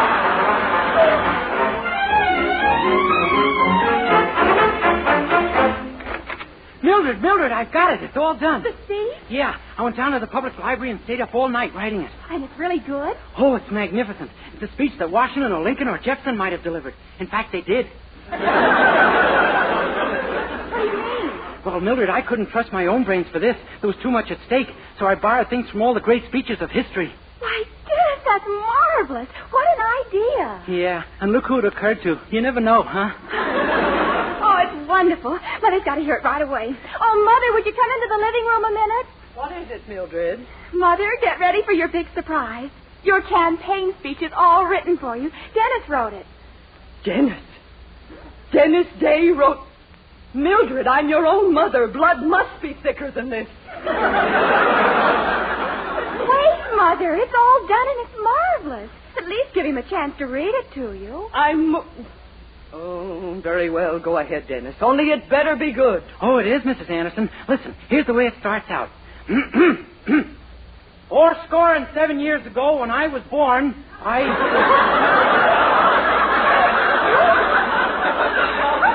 What? Dennis, you can't say that. That makes Mother 87 years old. But it's such a beautiful phrase. I hate to lose it just because of a year or two. Well, go ahead with the rest of it. We'll change that later. Okay. Ladies, we are met today upon this battlefield. Battlefield? Young man, this is a meeting of my women's club.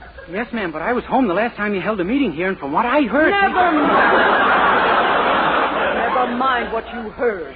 Dennis, maybe you better skip to the body of the speech. Well, all right. That's the part where you state your platform. In quick succession, you call for the abolition of slavery, support the Monroe Doctrine, and remember the Alamo. That's my platform, is it? Yes, ma'am. Then you hit him with your campaign slogan. My campaign slogan? Yeah. Tippecanoe and Anderson, too. It'll be interesting to see what they hit me with. Is that the end of the speech, Dennis? Oh, no. She finishes up by promising them a chicken in every pot. That's nice. Yeah. And then you throw in a little joke like speakers always do. You say, and speaking of a chicken in every pot, I noticed that each of you little chickens sure has a little... Dennis!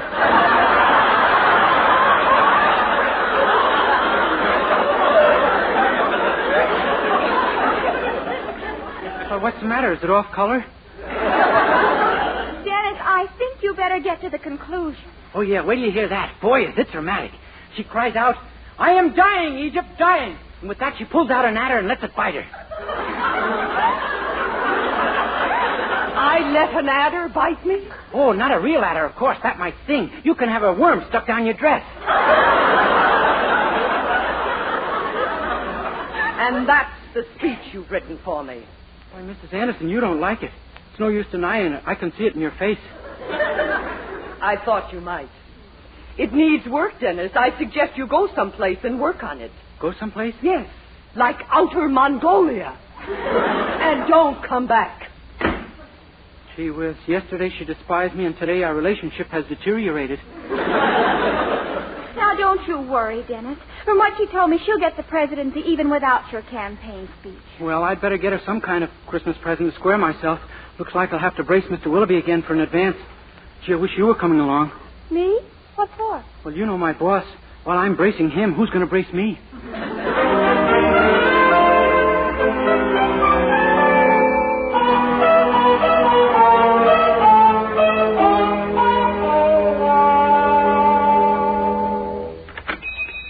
Morning, Mr. Willoughby. Good morning, Dennis.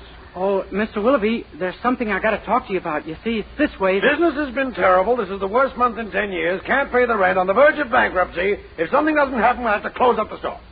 Huh? Sorry, did I interrupt you? No, I didn't know it, but I was through.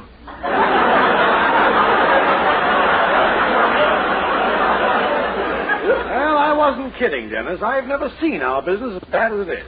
And I don't understand why either. I think it's because we're getting fewer customers and they don't buy as much. That sort of thing is bound to be felt, you know. By George, you've got something there, my boy. And I can't wait till you take it away. Anyway, the fact remains that I can't make ends meet anymore, and I've cut my overhead to the bone. I know. In fact, the only thing I haven't cut is your salary. Say! Please, Mr. Willoughby, let's not tamper with the bone. Well, all right. What this store really needs is a publicity angle. Something to get us talked about all over town. Anything. Anything? Well, sure. I think it was Jimmy Walker who said, I don't care what people say about me just so they say something. That's publicity. Oh, you just want people to talk about the store, huh? Exactly. The more people talk about you, the surer they are to think of you when they want to buy something. If you want to earn a raise, Dennis, start thinking up some publicity angle for us. A raise? Boy, I'll get my brain working on it right away. I was afraid that's what you'd call on.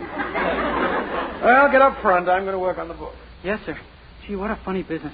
Now, if I could only think of something. Oh, good morning, madam. May I? Oh, hello, Mrs. Allsberg. How's the mayor this morning? He's fine, thank you. I'd like a jar of skin softener, please. And a dozen... Gosh, Mrs. Allsberg, I just got a wonderful idea. Would you do something for me? What? Well, would you mind talking to people all over town about Willoughby's? You know, how nice it is to trade here and how courteous we are to customers and all that? But why on earth should I? Well, I'll bet you'd tell people about it if we insulted you. Indeed I would. Oh, I see. Now, would you kindly take my order, please? What's the hurry, Fatso? Keep your bloomers on.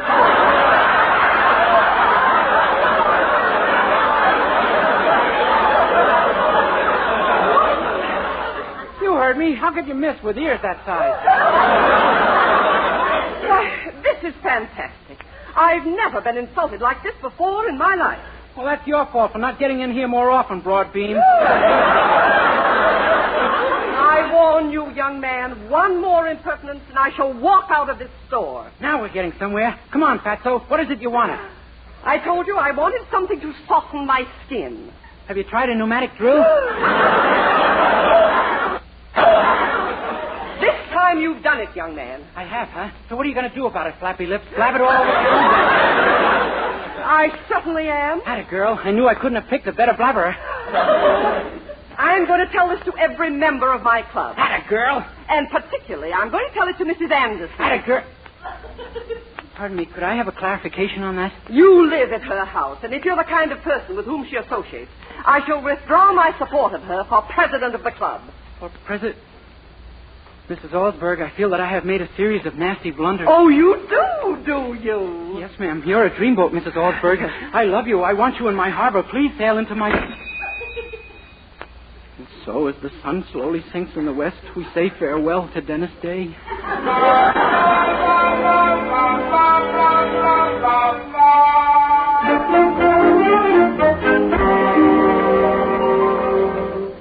Oh, Dennis, how could you? What'll Mother do? I don't know. I just know who she'll do it to.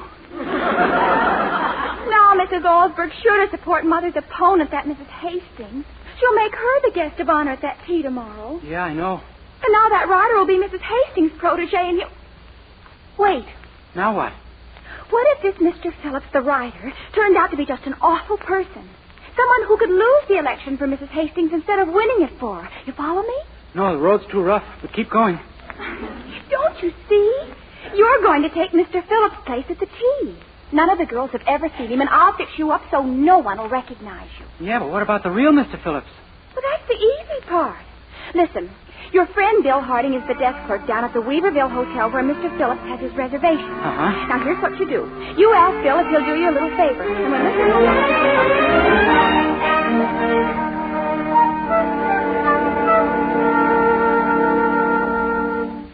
Gee, it sure was nice of Bill to let me take his place behind the desk.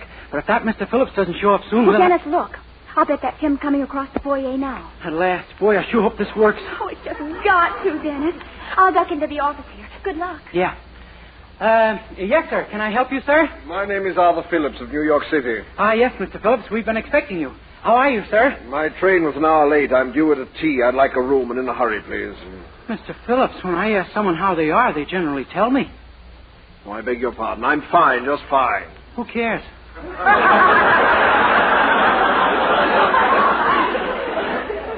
Look, young man, I'd like to register, if I may. Aren't you going to ask me how I am? Very well. How are you? I've got an ulcer. I'm glad to hear it. Now, if you don't mind, I've just got in. I'm very tired. I'd like my room. What room is that? The room I reserved here by wire. Oh, that's gone. You mean you rented it to someone else? Oh, I had to. I couldn't help myself. Why not? I was bribed. I see. And now you want me to bribe you too, huh? Well, we're full up to the 4th floor, but I suppose you could try to bribe me for one on the 5th floor if you want to. All right, I'll bribe you for a room on the 5th floor. What? I wouldn't take it. Why not? We've got no 5th floor.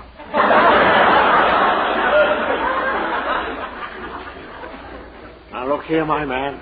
This hotel wired me confirming my reservation. And I demand a room!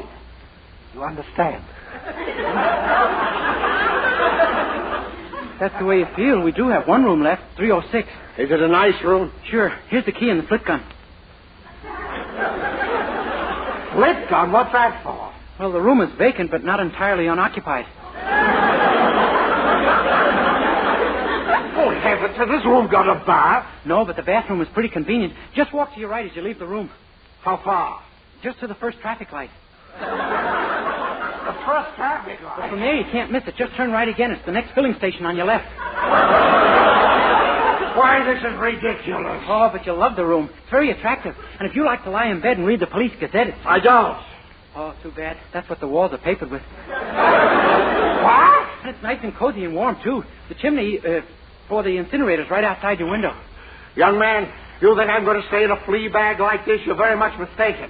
I'm taking the next train back to New York. That's the way to talk. You had me a little worried for a while. Just do one last favor for me. Call up those SOWs and tell them they'll have to wallow around without me. Goodbye.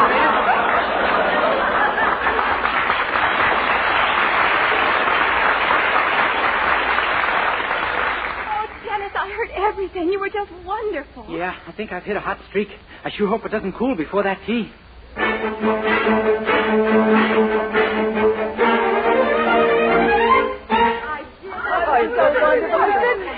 Mrs. Alsberg, won't you reconsider? After all, what Dennis Day does can hardly be considered... Mrs. Anderson, please. I've made up my mind to support Elizabeth Hastings, and that's final. Oh, Mrs. Hastings, that must be Mr. Phillips. Oh, my author, my own dear author at last. Now, don't forget, ladies, the gentleman you're about to meet is typical of the distinguished friends I shall introduce you to if I am elected president. Oh, yes.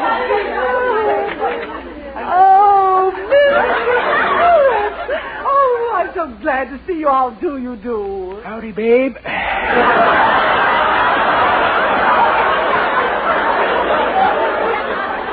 Thank you. Won't you come in?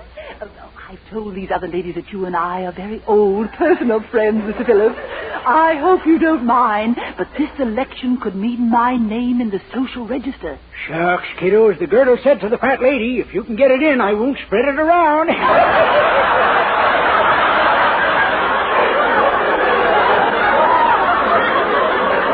Yes, I'm sure. And now I do want you to meet my club members. Oh, Mrs. Alsberg, this is Mr. Phillips. Oh, Mr. Phillips, this is the thrill of my life. I can't tell you how delighted I am to meet you. Well, you ain't a bad-looking hunk of stuff yourself, Aldy. Why, Mr. Phillips.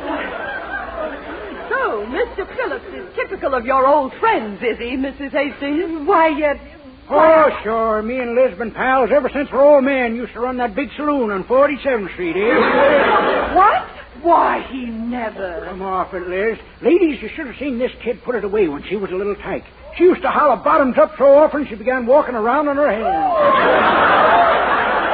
Really, I knew you were... Hey, what a looker, boy. Remember how proud the old man was when you got into the chorus at Minsky's, Liz? Boy, she really had a shape once. Yes, sirree, the kid was really stacked. Never know it the way she's come unfiled, huh? Now, really, Mr. Phillips, ladies please. And sing. Oh, what a voice. Come on, Liz. Let's give him one of those old songs of yours. Hey, come on. Boy, I don't know what you're talking about. Come on, Liz. How about that cute little thing you used to do called She Thought They Drive in the Park, but instead they parked in the drive. Or say, how about that little ballad you introduced, Liz, called We Kissed on the Roof Neath the Moon's Soft Glare Through the Trap of Your Father's Long Underwear. Well, Mrs. Hastings, is that the kind of woman we want for our president, ladies?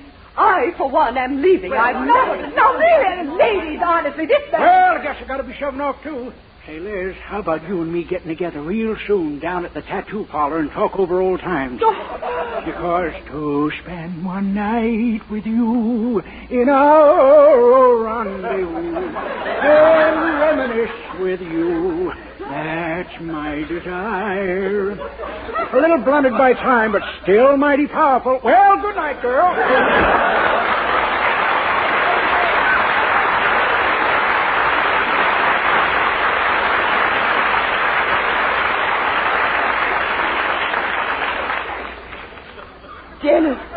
Dennis, you darling, you dear, sweet, wonderful boy, you've won the election for me. Why, Mrs. Anderson, gosh, you knew who I was all the time. Oh, yes. That shirt you put over your sweatshirt has a button missing, and every once in a while I could see Mickey Mouse staring at me.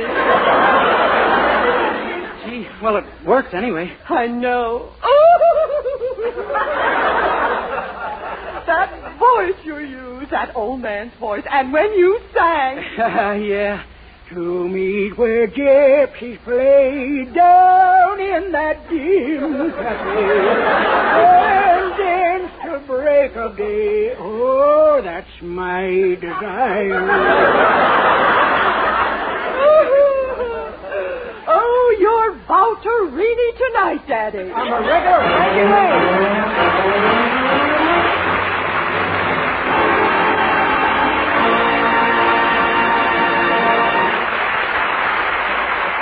Dennis Day will be back in just 1 minute to sing Mickey. But first... Dream girl, beautiful luster cream girl, hair that gleams and glistens from a luster cream shampoo. Hair bright, washed right, easy to do and dress right. Hair that's soft and silky from a luster cream shampoo. Yes, Luster Cream Shampoo leaves hair with new three-way loveliness. Fragrantly clean, glistening with sheen, soft and easy to manage. Be a dream girl, a lovely Luster Cream girl. Dream girl, beautiful luster cream girl. You owe your crowning glory to a luster cream shampoo. With Charles Dant in the orchestra, Dennis returns to our microphone to sing the old favorite and his latest RCA Victor recording, Mickey.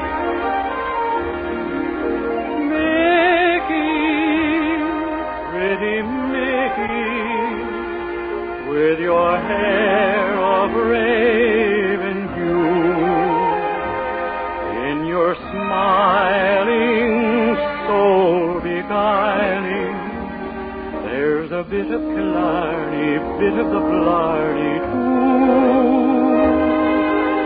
Childhood in the wildwood, like a mountain flower you grew.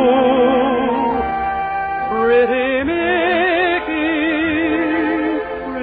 Mickey, can you blame anyone for falling in love with you? Oh, what a shame they gave you the name of Mickey. Where is the rose that grows in repose like you? Lucky the birds and the bees you'd meet, lucky the moth and the violet sweet, when they were trod by your dear little feet, there in the morning dew.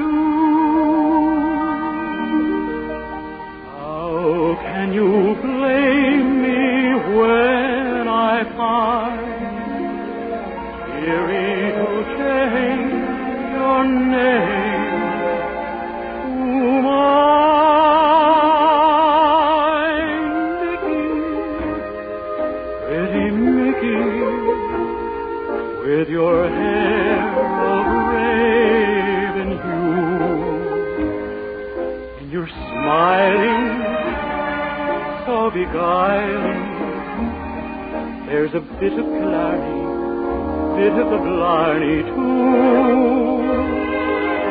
Childhood in the wildwood, like a mountain flower you grew. Pretty Mickey,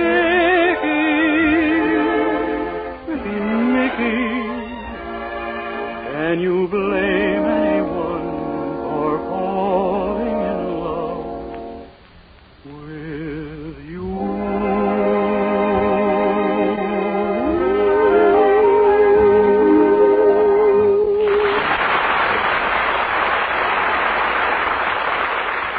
Good night, everybody. Remember, doctors prove the Palmolive plan brings 2 out of 3 women lovelier complexions in 14 days. And this beauty plan with Palmolive soap was tested on women with all types of skin. Dry, oily, even skin that was not clear. Yes, 36 doctors proved the 14-day Palmolive plan improves all types of skin, brings fresher, brighter, younger-looking complexions. So get Palmolive soap and start your 14-day Palmolive plan now. This is Vern Smith reminding you that Dennis Day returns again next week, same time, same station, for the special Christmas Eve show, The Boy. This is NBC, the National Broadcasting Company.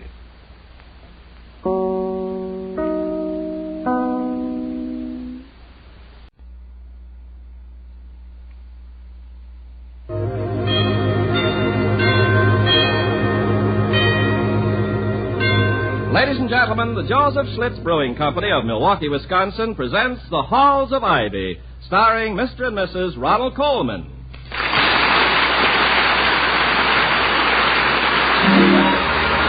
I was curious. I tasted it. Now I know why Schlitz is the largest selling beer in America. No wonder it's the beer that made Milwaukee famous. If you like good beer, you'll find it pays to be curious and learn about Schlitz for yourself. And now, The Halls of Ivy.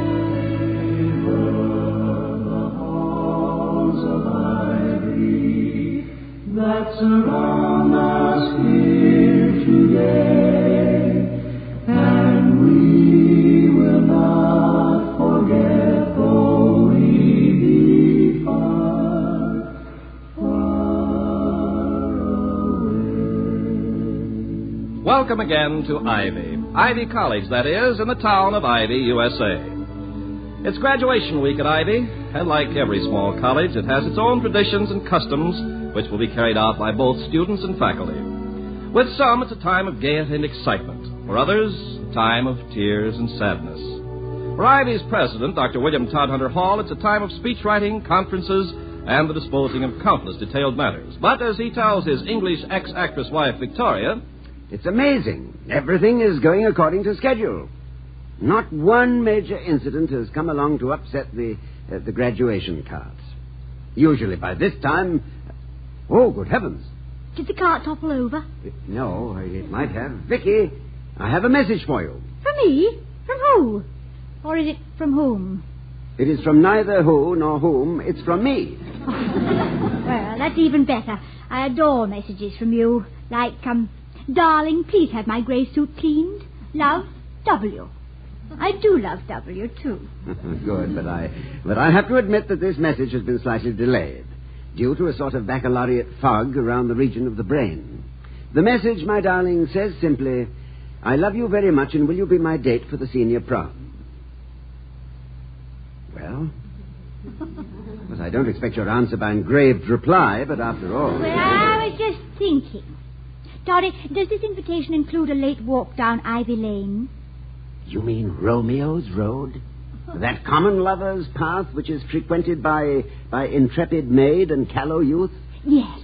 Oh, we'll not only take to Ivy Lane at the first possible moment, but I won't even promise we'll walk. Well, good. Then I accept your invitation with pleasure. Besides, I've already bought a new dress for the dance. And it's the kind that one rarely wears when one is with one's husband, if you know what one means. No, but I can hardly wait to see what one means. What time is it? It's almost 1. Now, Todd, you haven't had a bite to eat. Do you have to be somewhere? No, darling, but you do. Bill Davis, the senior class president, will be here to pick you up about 1:30. Well, it's very nice of him, dear, but he isn't my type. No, Vicky, you've been elected by the senior class to pick the winning tickets from the raffle bowl. Oh, I have? Well, you don't seem very happy about it. It's quite an honor, my girl.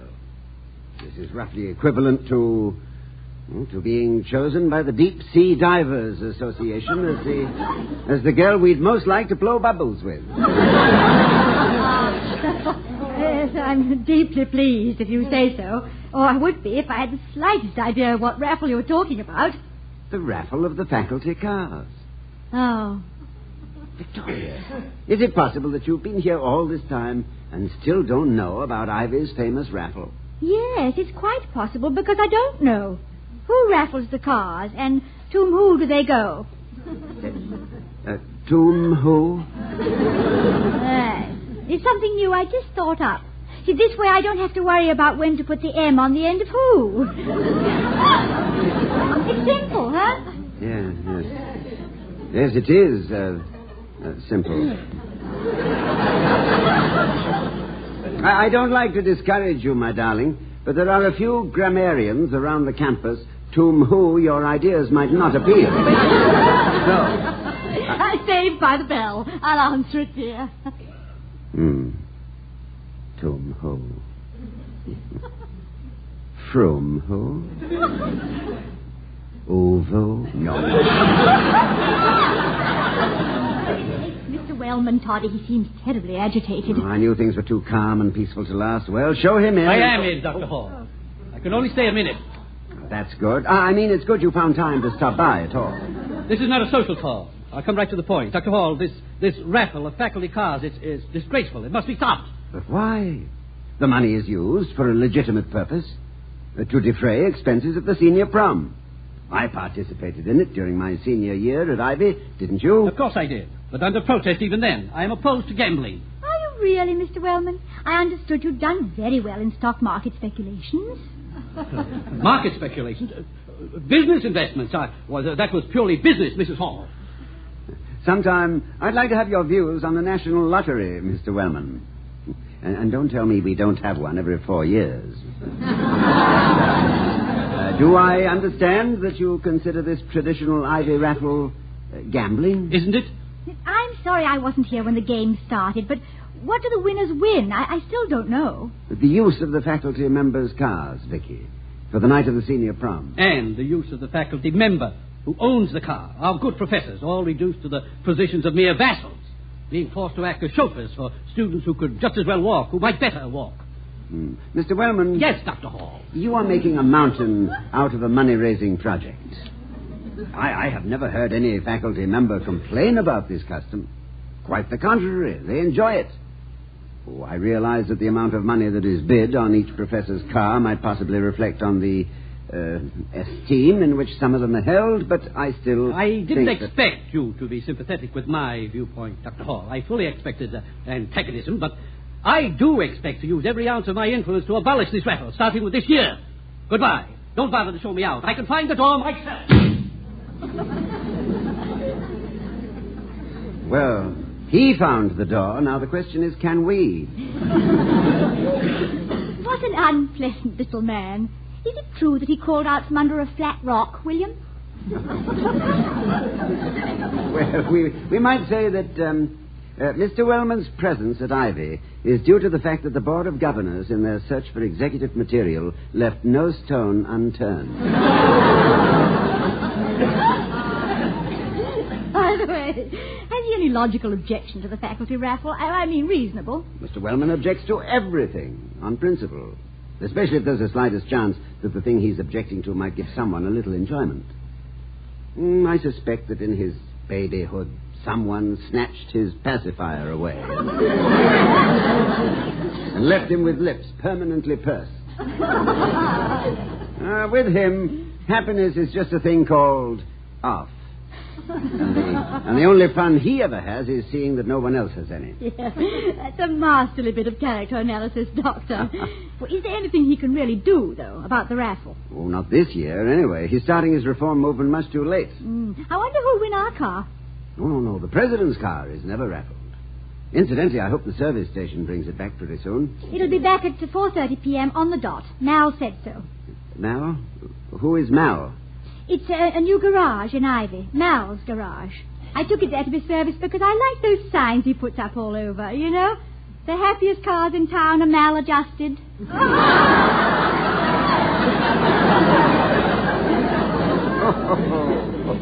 Good heavens. Neurotic piston ring. But if it isn't to be raffled, what does it matter when we get the car back? Well, although it isn't raffled, my pet, the president's car is always requisitioned to drive the student king and queen of the ball. And so are we. Traditionally... Oh, dear. Well, that must be Bill.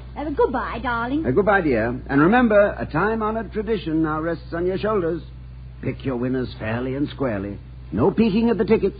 Break clean as your hand leaves the bowl. He's an impatient lad. I'm coming. All right, Bill. Why, Professor Warren. Hello. Hello, Mrs. Hall. You and the doctor going out? You will find William in his study, Professor. I'm the one who's leaving. Bill Davis is picking me up to take me to the raffle drawing. Oh, yes. It's a wonderful custom. You know, ma'am, I'm downright silly about these old traditions. Just love them. They set Ivy apart from other schools. Make it just a little more than an institution of learning. Well, this raffle just happens to be my favorite. Yeah, I should think so. William tells me that your car brings more money than anyone else's. Proves every year how popular you are. You certainly are the belle of the ball. That's nonsense. Oh, they want me to drive them all right. But it's because they figure I'm such a doddering old idiot that I can't see what goes on in the back seat. You're making it up, Dr. Warren. Now, you've been here a long time. Do you happen to know how this particular custom got started? I do. Confidentially, I started it myself. Oh, you didn't? I did, yep. When I was a young professor, ma'am, I was too poor to ask a girl to the prom, and ordinary stags weren't permitted. Well, I did own a horse and buggy of sorts. That was a long time ago. So I figured out this plan to get me to the dance. Oh. That's how it all began. Don't you tell anybody. A tradition whose origin is not shrouded in mystery is not a real tradition. Just a habit. Oh. So that's how they get started. Yep. Oh, there's Bill. I'll have to run. I'll see you later, Professor. Dr. Hall's in his study. You go right in. All right. Goodbye, Mrs. Hall. Well, good afternoon, Dr. Hall. Professor Warren. Your wife told me I'd find you here. Am I interrupting anything? Not a thing. Come in. I'm glad to see you. Sit down. Thank you. Well, Professor, I suppose you've made all your plans for the summer. You're going away for a while? Well, yes. As a matter of fact, that's what I came to see you about. Dr. Hall, I am an old man, over 70. And I've been teaching for 50 years.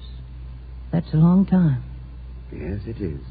But it's not the length of service that makes a teacher invaluable. It's the amount of service he is capable of giving. Being able to transmit knowledge to young, receptive minds. Yes, there's a satisfaction in seeing untrained boys and girls turn out to be educated men and women. And in knowing that you've had part in it. Then your satisfaction should be unlimited, Professor.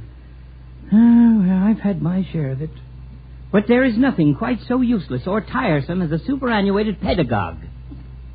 Professor, what are you driving at? Well, I'm tired, Doctor. One of the reasons.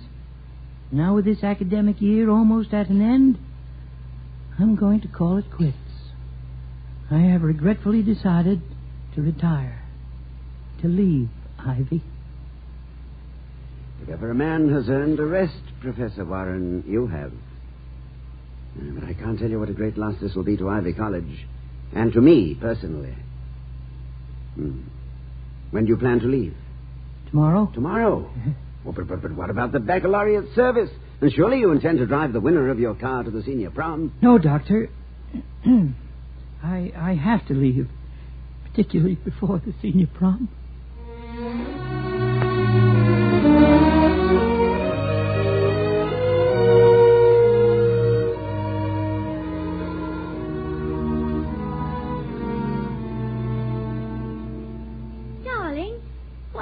like Professor Warren. He passed Bill and me on the street as if he didn't see us. And I think he was crying. I don't blame him. I feel like crying myself. Hello, Bill. Come in. Hi, Dr. Hall. Is something wrong with the professor? Well, Yes, you might as well know, Bill. I'd rather you didn't mention it until the news is made official. Professor Warren is resigning. Oh, Charlie, no. That nice man. Oh, my gosh. Oh, excuse me, sir, but he can't leave. It would be like yanking a cornerstone. He's a part of Ivy. I know how you feel, but now he has decided to part with Ivy. Bill, has anything happened concerning the senior prom that might have made him decide to leave so suddenly?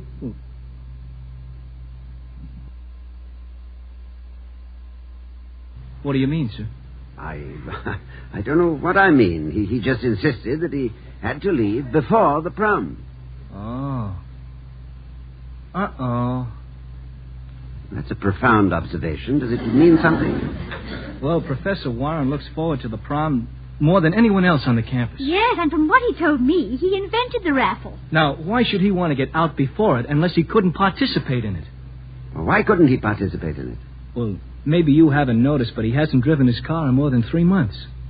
I know he thought it was his secret, Dr. Hull, but, well, you know how the grapevine works. A guy in our class has a brother in med school, and he heard it from a doctor in town. I guess none of us realize that it's quite as bad as it is. As bad as what is? Bill, what are you talking about? The professor, sir. He's going blind. Oh, no. Well, it doesn't seem possible. Professor Warren, going blind. A man who has spent his whole life lighting the way for others, now being inexorably taken into darkness. Bill, sit down. We must talk about this.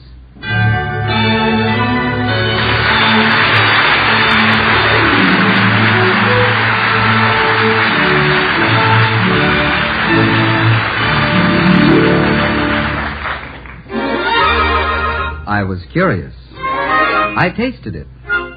Now I know why Schlitz is the largest selling beer in America. No wonder it's the beer that made Milwaukee famous. We'll return to the halls of Ivy, starring Mr. and Mrs. Ronald Coleman in just a moment. But first, let's hear how one man found a solution to his heating problem. It was a hot day, close to 90 in the shade of an office building, and if I hadn't had so many calls to make, I'd have been parked under a willow on my back lawn hoping for a breeze. But as it was, I didn't finish until long after 5. Then, thoroughly worn out by the heat, I headed for the nearest tap room where I took a table and a cross draft. I was mopping my brow when a waiter came up, put a bottle of Schlitz beer and a glass in front of me, and then walked off without a word. I hadn't given him an order, but I was too tired and too thirsty to care. So I poured the Schlitz. It was good and cold, the way I like beer, and drank. Right then, I forgot my backyard, the willow tree, and the breezes that might come my way, and thoroughly enjoyed that moment and that beer. When I looked up, the same waiter was standing there, smiling, and he asked, "Are you enjoying your bottle of Schlitz, sir?" "Never had a beer that tasted so good," I said. "But tell me, how did you know I like Schlitz?" "Well, sir," replied the waiter, "you looked hot and tired, and it did seem to me that a cold bottle of Schlitz would be just the thing." "But wasn't that taking kind of a chance?" I asked. "Perhaps," continued the waiter, "but when a beer tastes so good to so many people that it's the largest selling beer in America, there's very little risk involved." "I know what you mean," I said, raising my glass to his health. "No wonder they call Schlitz the beer that made Milwaukee famous."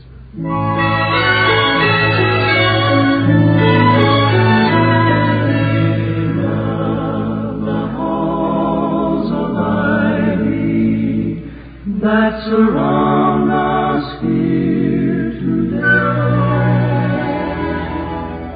And now back to Ivy. It's late afternoon, but the gloom of night has settled over the Hall home. For the past hour, Dr. Hall has been pacing the living room floor. If I could only think of a way to handle this. Warren is such a proud man. He's gone to such lengths to keep this a secret. We'll have to do something. What did the eye doctor say? He said an immediate operation might save his sight. Oh, that's wonderful. He must have it done right away. It's an expensive operation, and he's the type of man who would rather go off and hide in some dark corner than ask for help. Oh, but Toddy, the college would help him, wouldn't it? I mean, finance the operation? Yes, of course. I would see to that. But that's just it.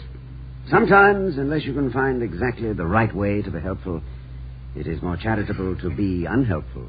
Well, if anyone can find the right way, you can. I've no doubt about that. Vicky, what was that you said when Bill was here? I said a great many things. Yeah, but this was something that struck a responsive chord at the time. But I know, you said that the professor had invented this raffle. Yeah, he told me that he was the one who started it with a horse and buggy. Is that so? Yes, he was enormously pleased with himself about it. Is that so? Toddy? Mm-hmm. You've got an awfully funny look on your face. Well, it's purely a muscular reaction due to the process of thought.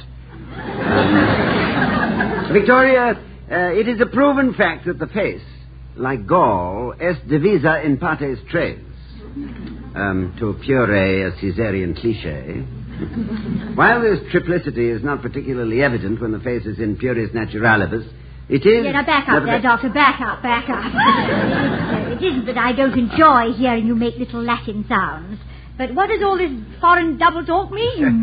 Roughly translated, it means that I'm perching precariously on the edge of an idea, and I would rather topple over the side of it naturally. I don't want to be pushed. Well, I won't even give you a nudge. Oh, Vicky, you're the most amazing woman I know, and the least inquisitive. No, not the least inquisitive, darling. I am the woman who has her inquisitiveness the least encouraged. Well, have patience, my darling. I think my idea is beginning to erupt. First thing I have to do is make a phone call. Ye old livery stable, Norman talking. This is Dr. Hall of Ivy College talking. Hi, Doc. How's the bookie business? The what? Well, skip it, Doc. It's a gag, see? Yes, I do see. Norman, do you happen to have a fairly presentable horse and buggy in stock? A what? A horse and buggy. That is a livery stable, isn't it? Well, yeah, Doc. Yeah, but like what's his name Shakespeare said, what's in a name, hey?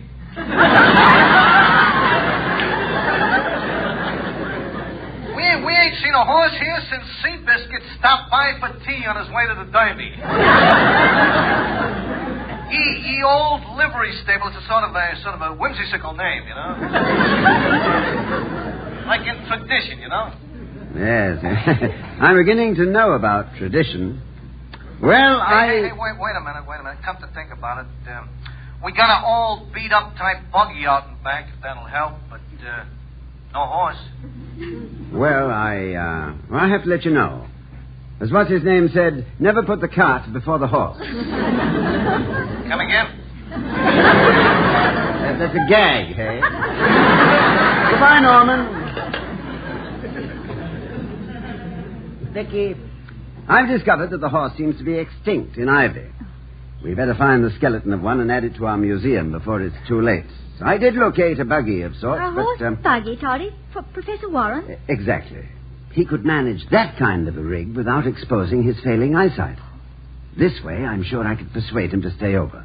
And it will give us a little more time to work out a plan to get him to accept money for his operation. What a wonderful idea. I'm sorry. The door was open and I walked right in. I had to see you. Oh, Bill, I'm glad you came. I figured out how we can keep Professor Warren here, if we can find a horse.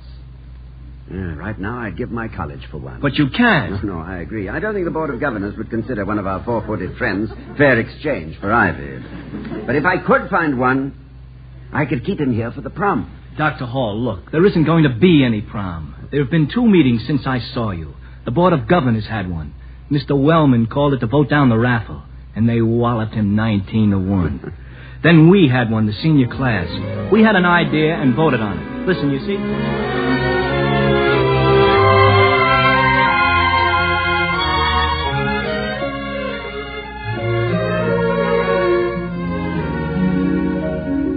That's the story. What do you think of it? I think it's magnificent. It's the most sensational thing I ever heard. Well, what are we waiting for? Let's get busy. What time does the professor's train leave? About 8, I think.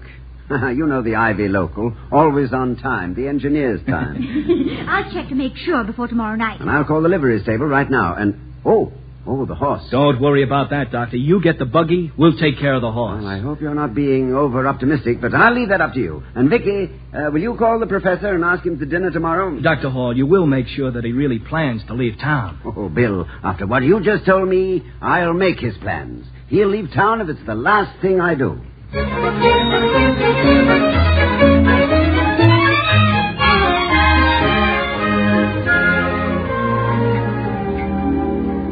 Mrs. Hall, that was the best dinner I've had in I don't know how long. You know, I concoct the worst meal ever cooked up by man. Oh. You're just lucky that I'm leaving and can't return this invitation. Well, you're not leaving yet, Professor. There's still over an hour until train time. Have some more coffee. Thanks, but I think I'd better be on my way. I have a few things to do. I thought I might walk across the campus. Oh, no. I mean, don't tire yourself out, Professor. You have a long trip ahead of you. Yes, but I thought I might see a few of the students. I guess nobody knows I'm leaving. At least no one stopped by the house. But I suppose with graduation and the prom and all, they're busy. Yes, that's it. They're busy. What's all the hullabaloo out there? I don't know. But we can't have Faculty Row disturbed in this unseemly manner. No, it is awfully unseemly. Hey, come on, Professor. Vicky, we'd better see what this is all about.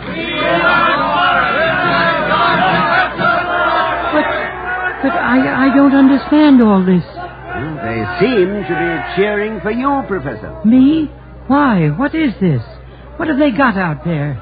Sounds like there are 1 million of them. There are exactly 97 of them. And that's the buggy they've got with them. Your chariot awaits, Professor. Come on. We're going to take you to the station. But, Bill, this is awfully nice. But have you just got a buggy? Haven't you got a horse? 97 of them, Professor. You've hauled us around for a good many years. Now it's our turn to return the favor. Oh, before we go, here, this is for you. It's not a going-away present. It's a coming-back present. Thank you, Bill. My glasses a little clouded. It's a piece of paper. It's a note. Yes, it's a note, all right. Payable on presentation at any bank. It's a check for $2,000. Yep, it's the money from the raffle. It really belongs to you, Professor. Take it and use it any way you like. Only one condition. Come back. Our class wants you here at Ivy. Oh, now listen, if we don't get going, you'll miss your train. You're about to meet the horseiest senior class in history. Come on.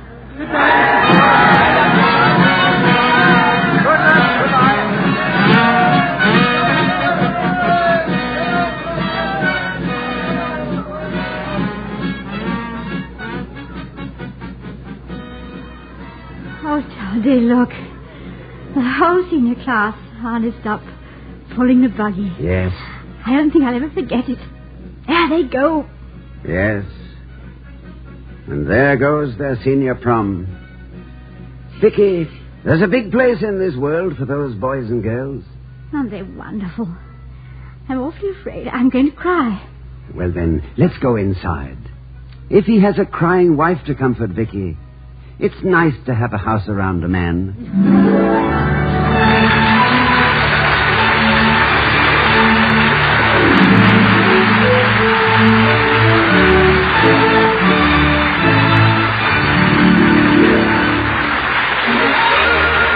I was curious. I tasted it. Now I know why Schlitz is the largest selling beer in America. No wonder it's the beer that made Milwaukee famous. And here again are Mr. and Mrs. Ronald Coleman. Good night, everyone. Good night.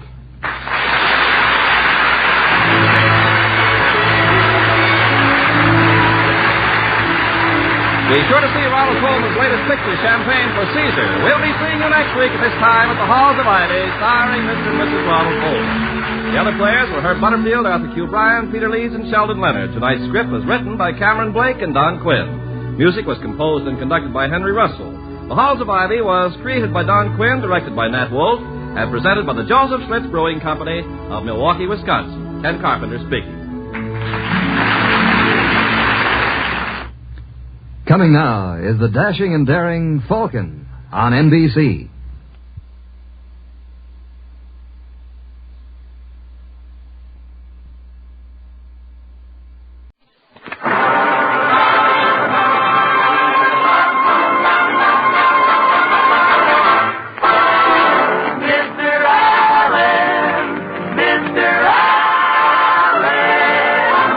It isn't Jessica Dragonette, Kitty.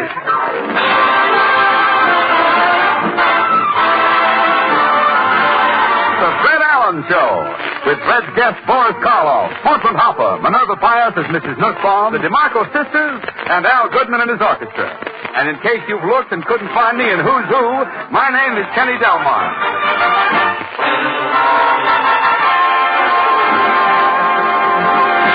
And speaking of grapes, tonight we bring you a guy who's one of the bunch, and here he is, Fred Allen. Thank you.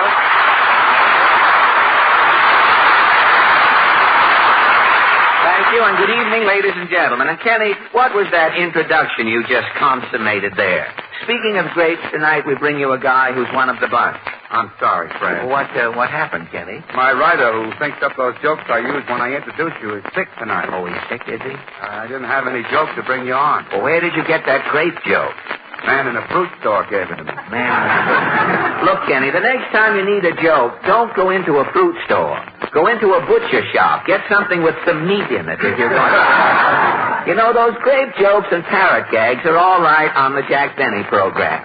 You know, I heard today that the Lone Ranger wants to follow Benny's program on Sunday night. The Lone Ranger? The Lone Ranger figures his horse can live on the corn it can pick up after Benny's program. Did you, perchance, did your luck run out, and did you hear Mr. B's effort tonight, did you, by any chance? Oh, brother, with the small B. Well, was Joe Lewis on with Jack again this week? Yes, Kenny. With those jokes Benny gave Joe, it was the first time Joe Lewis has ever put anyone to sleep without hitting him. He did it 2 Sundays in a row. I think Lewis was in here earlier in the evening. I think, though, Kenny, that... Well, Portland, gee whiz.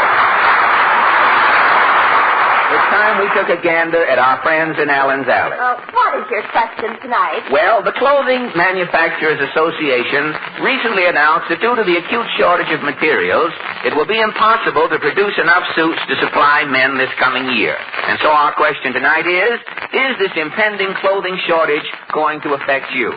Shall we go? As the 2 Morse code operators said after they had made some dots, let's make a dash.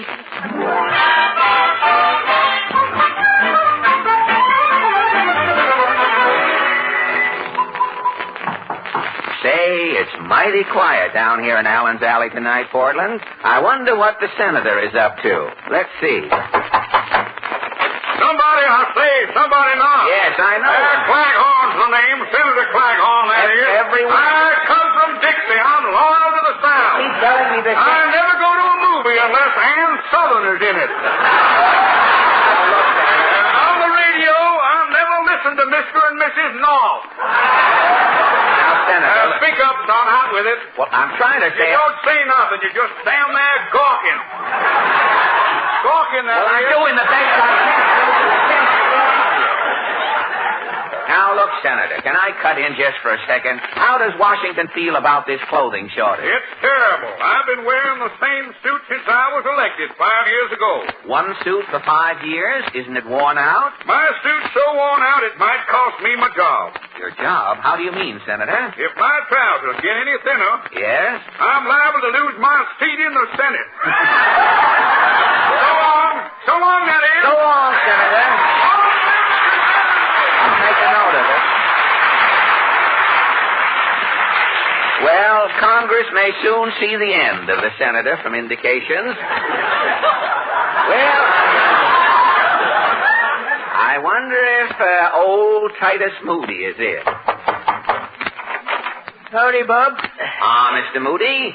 Say, you look a little beaten tonight. Yeah, my temper's about to slip its moorings, Bob. Temper going out to sea. Has something go wrong on the farm? Had a dust storm. Dust kept blowing for 5 days. 5 days, eh? My chickens must have swallowed a bushel of dust. A bushel of dust? Well, what happened? My hens are all laying powdered eggs. I see. Dirty powdered eggs. Well, naturally, with the dust in the... Yeah, the eggs have got pebbles for yolks. Well, now... Tell me, Mr. Moody, has the shortage of men's clothing bothered you? Oh, things got so bad I had to take the old suit off my scarecrow. Say, that's good. Not so good, Bub. Well, why? My wife left home. Because you're dressed in that scarecrow's outfit? Yeah, as long as I'm wearing this suit, Yes? the old crow won't come near me. So long, though. Well, if Mr. Moody ever wants a drink, he'll probably have to stop at a crow bar. Well, that's the last joke I'll ever buy from a nusher. Let's move on. I'm through the halls writing all week long or something. Well, let's move along to this next door. No? Ah, Mrs. Nussbaum. You were expecting maybe Lena Turner? Tell me, Mrs. Nussbaum, has the men's clothing shortage upset your household? My husband, Pierre, is frantic. Frantic? There is such a word? Yes, frantic.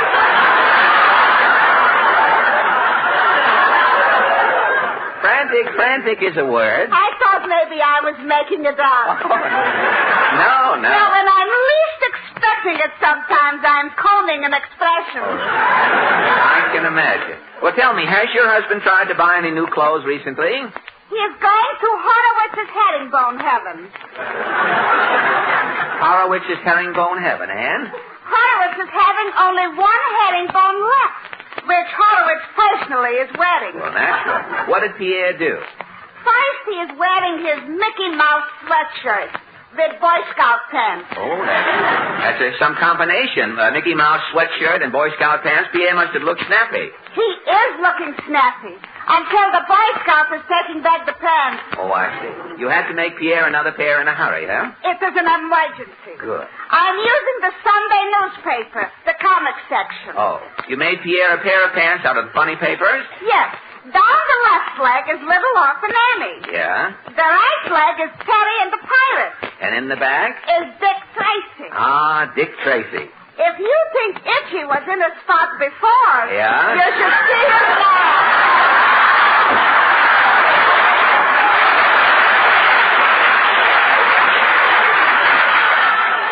Well, here we are at the last house in Allen's Alley. I'll see what's going on in here.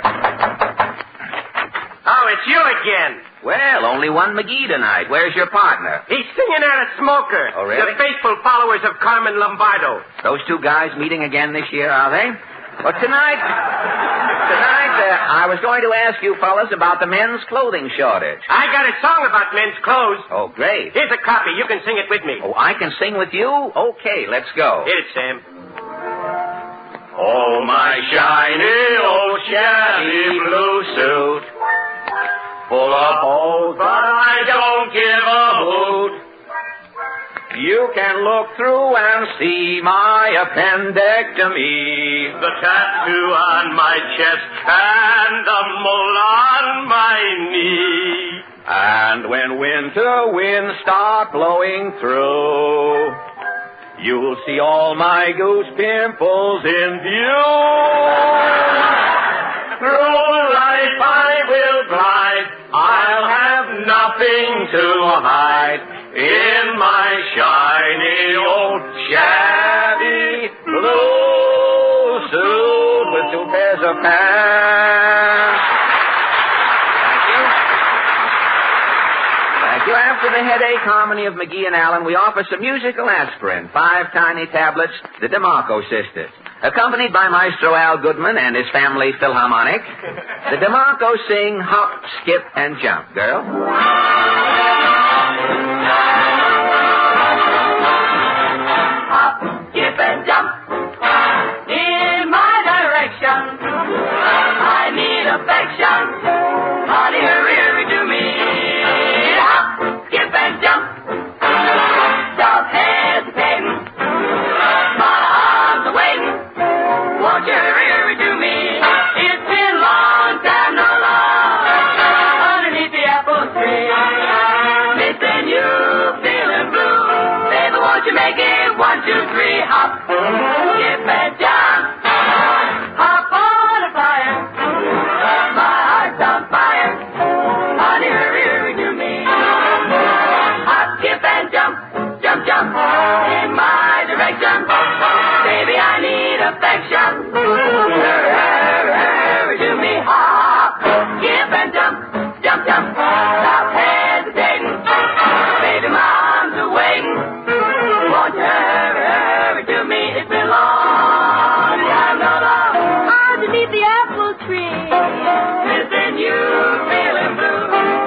won't you make it 1, 2, 3? Hop, skip, and jump, jump. Hop on a flyer. My heart's on fire. Hurry, hurry, hurry, hurry, hurry. Baby, won't you hurry to me?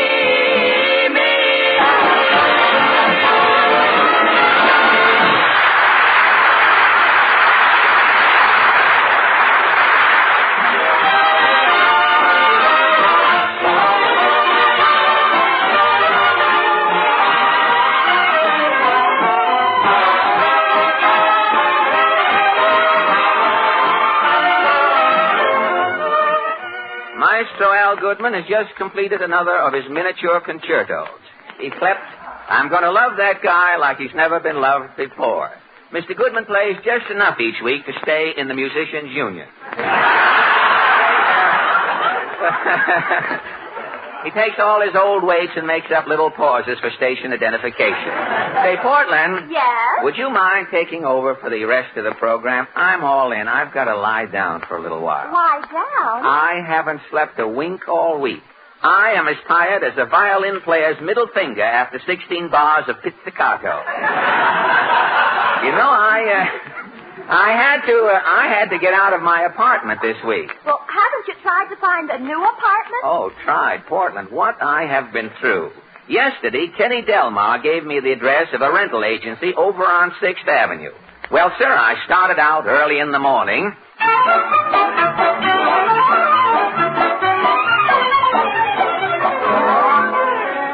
Ah, this must be the agency. Uh-huh. There's the sign on the door. Hotchkiss, and Badoo. Rentals, notary public, insurance, chicken dinners to take out, and New York representatives of Boris Minovich. Open all night, walk in. Well, at least I'll come out of here with something. Yes? Mr. Hotchkiss, my name is Alan. I'm a busy man. Don't bother me. What do you want? Well, don't tell me. I'll get involved. I'm a busy man. Well, I'd like to get an apartment. An apartment? I'm living under this desk here myself. Go find your own desk. Beat it, I'm a busy man. Well, now, wait a minute. You're a rental agent. You've got to find me a place to live. Well, something came in last night. A room? Where? In the Statue of Liberty. They found a cavity in one of her teeth. It was a molar. 2 people can live in it. I'll take it. Too late. The cavity was filled this morning. Now, look, Mr. Hotchkiss. You're looking at a desperate man. A desperate man, that is. I'll take anything. A hook in someone's closet if I can... Wait, there's a guy came in a minute ago. He wants to rent his house. Hey, Bud, I got a prospect for you. Alan, meet Boris Karloff.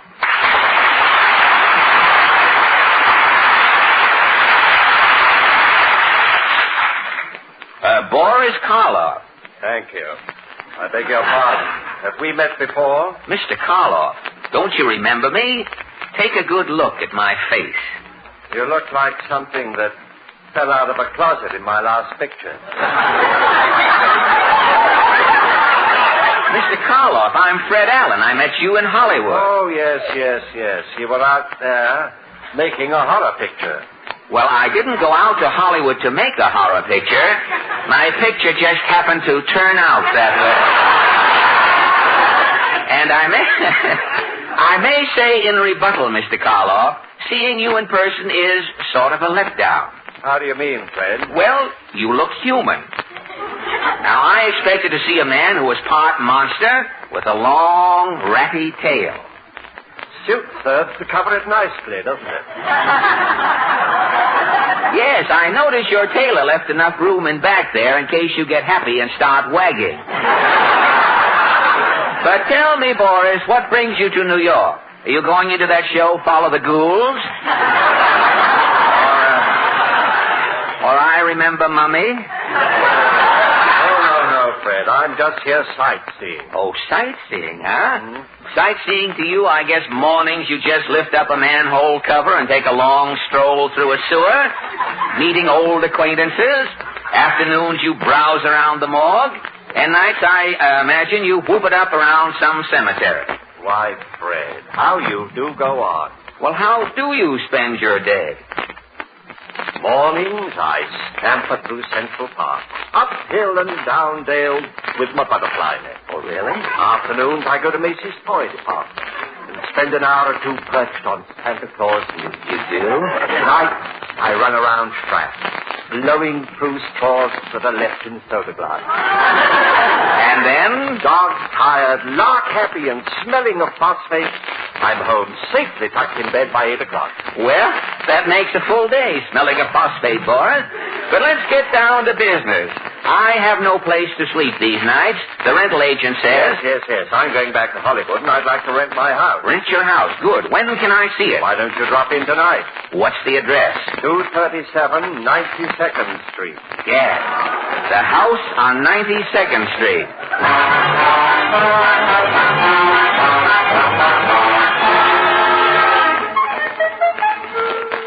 Well, Portland, that night I started for Boris Karloff's house. It was pitch dark. The wind was blowing. A storm was coming up.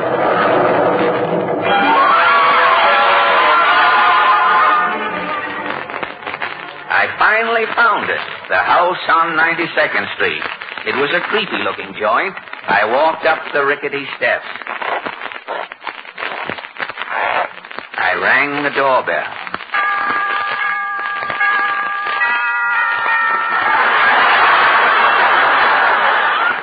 The door opened slowly. I heard an old woman say, Come in!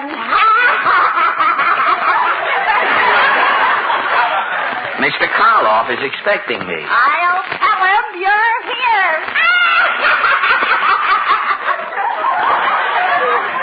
She sounds like the wife of the smiling Irishman.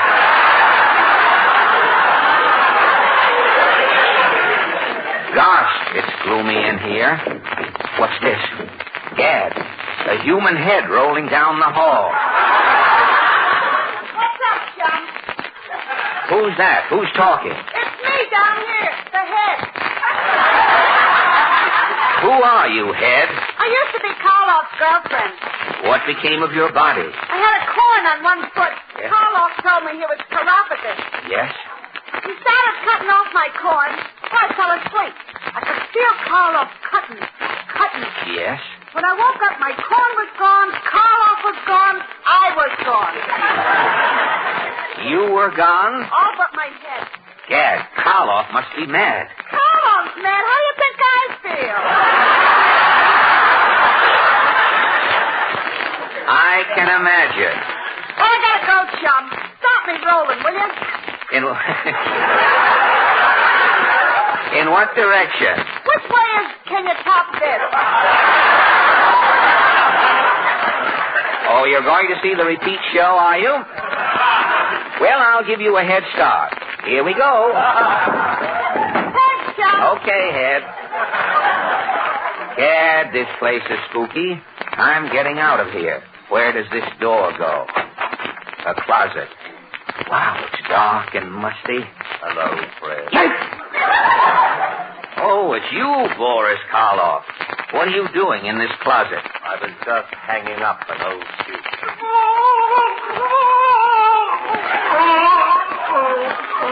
Boris, I think you left a man in the suit. I never hang a suit up empty. Wrinkles. Now, look, Boris. Follow me, Fred. I'll show you the house. No, never mind. I can get a room at the Z. The Z? The Z is a little place in back of the Y.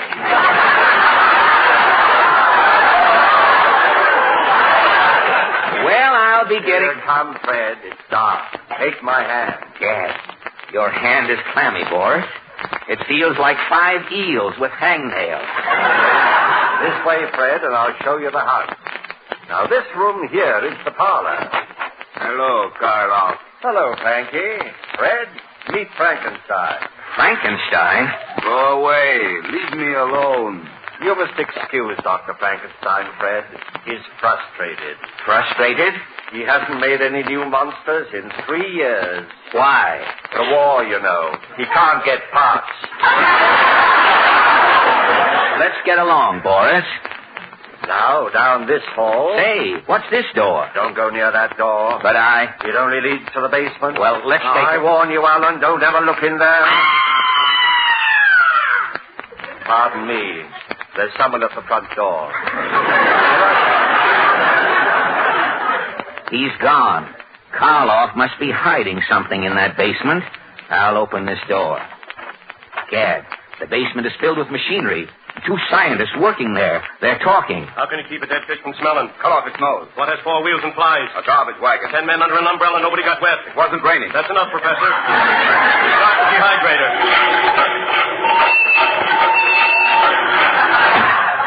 Jeepers, here comes Karloff. Sorry I kept you waiting, Fred. Oh, that's all right, Boris. Who was at the front door? Man from the medical school. Really? Wants to know if I got the new bodies for him today. Oh. I told him to wait. Well, Boris, I've got to be getting along over. Excuse me. That's the phone. I'll be right back. He's gone again. I've got to see what's going on in that basement. I'll open the door.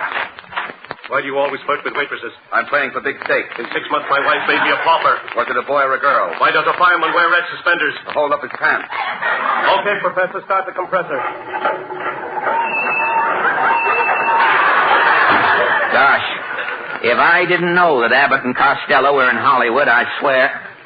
Here comes Karloff. Alan, did I see you near that basement door? Basement? Why, no, Boris. Who was on the phone? Dracula. He's been drinking. Dracula's off on a bat again, hey? Come, Fred, I'll show you the rumpus room.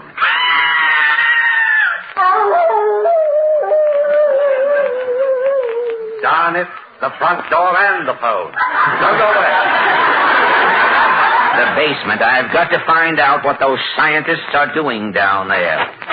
What kind of a hen lays the longest? A dead hen. Do you know Lincoln's Gettysburg Address? I didn't even know he moved. Wait till there's a fly in my soup. How much can a little fly drink? Professor, set the neutron gauge.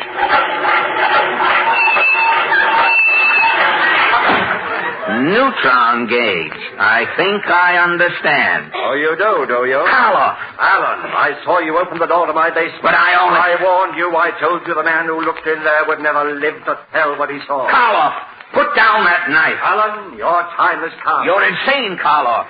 I know your mad plan. What plan? Those 2 scientists in the basement with those jokes. You know? Yes. They're jamming millions of old radio jokes into that huge condenser. The uranium cyclotron will reduce those old jokes down to one concentrated gag. It will be the most powerful bad gag the world has ever known. That gag will be... No. The atomic joke.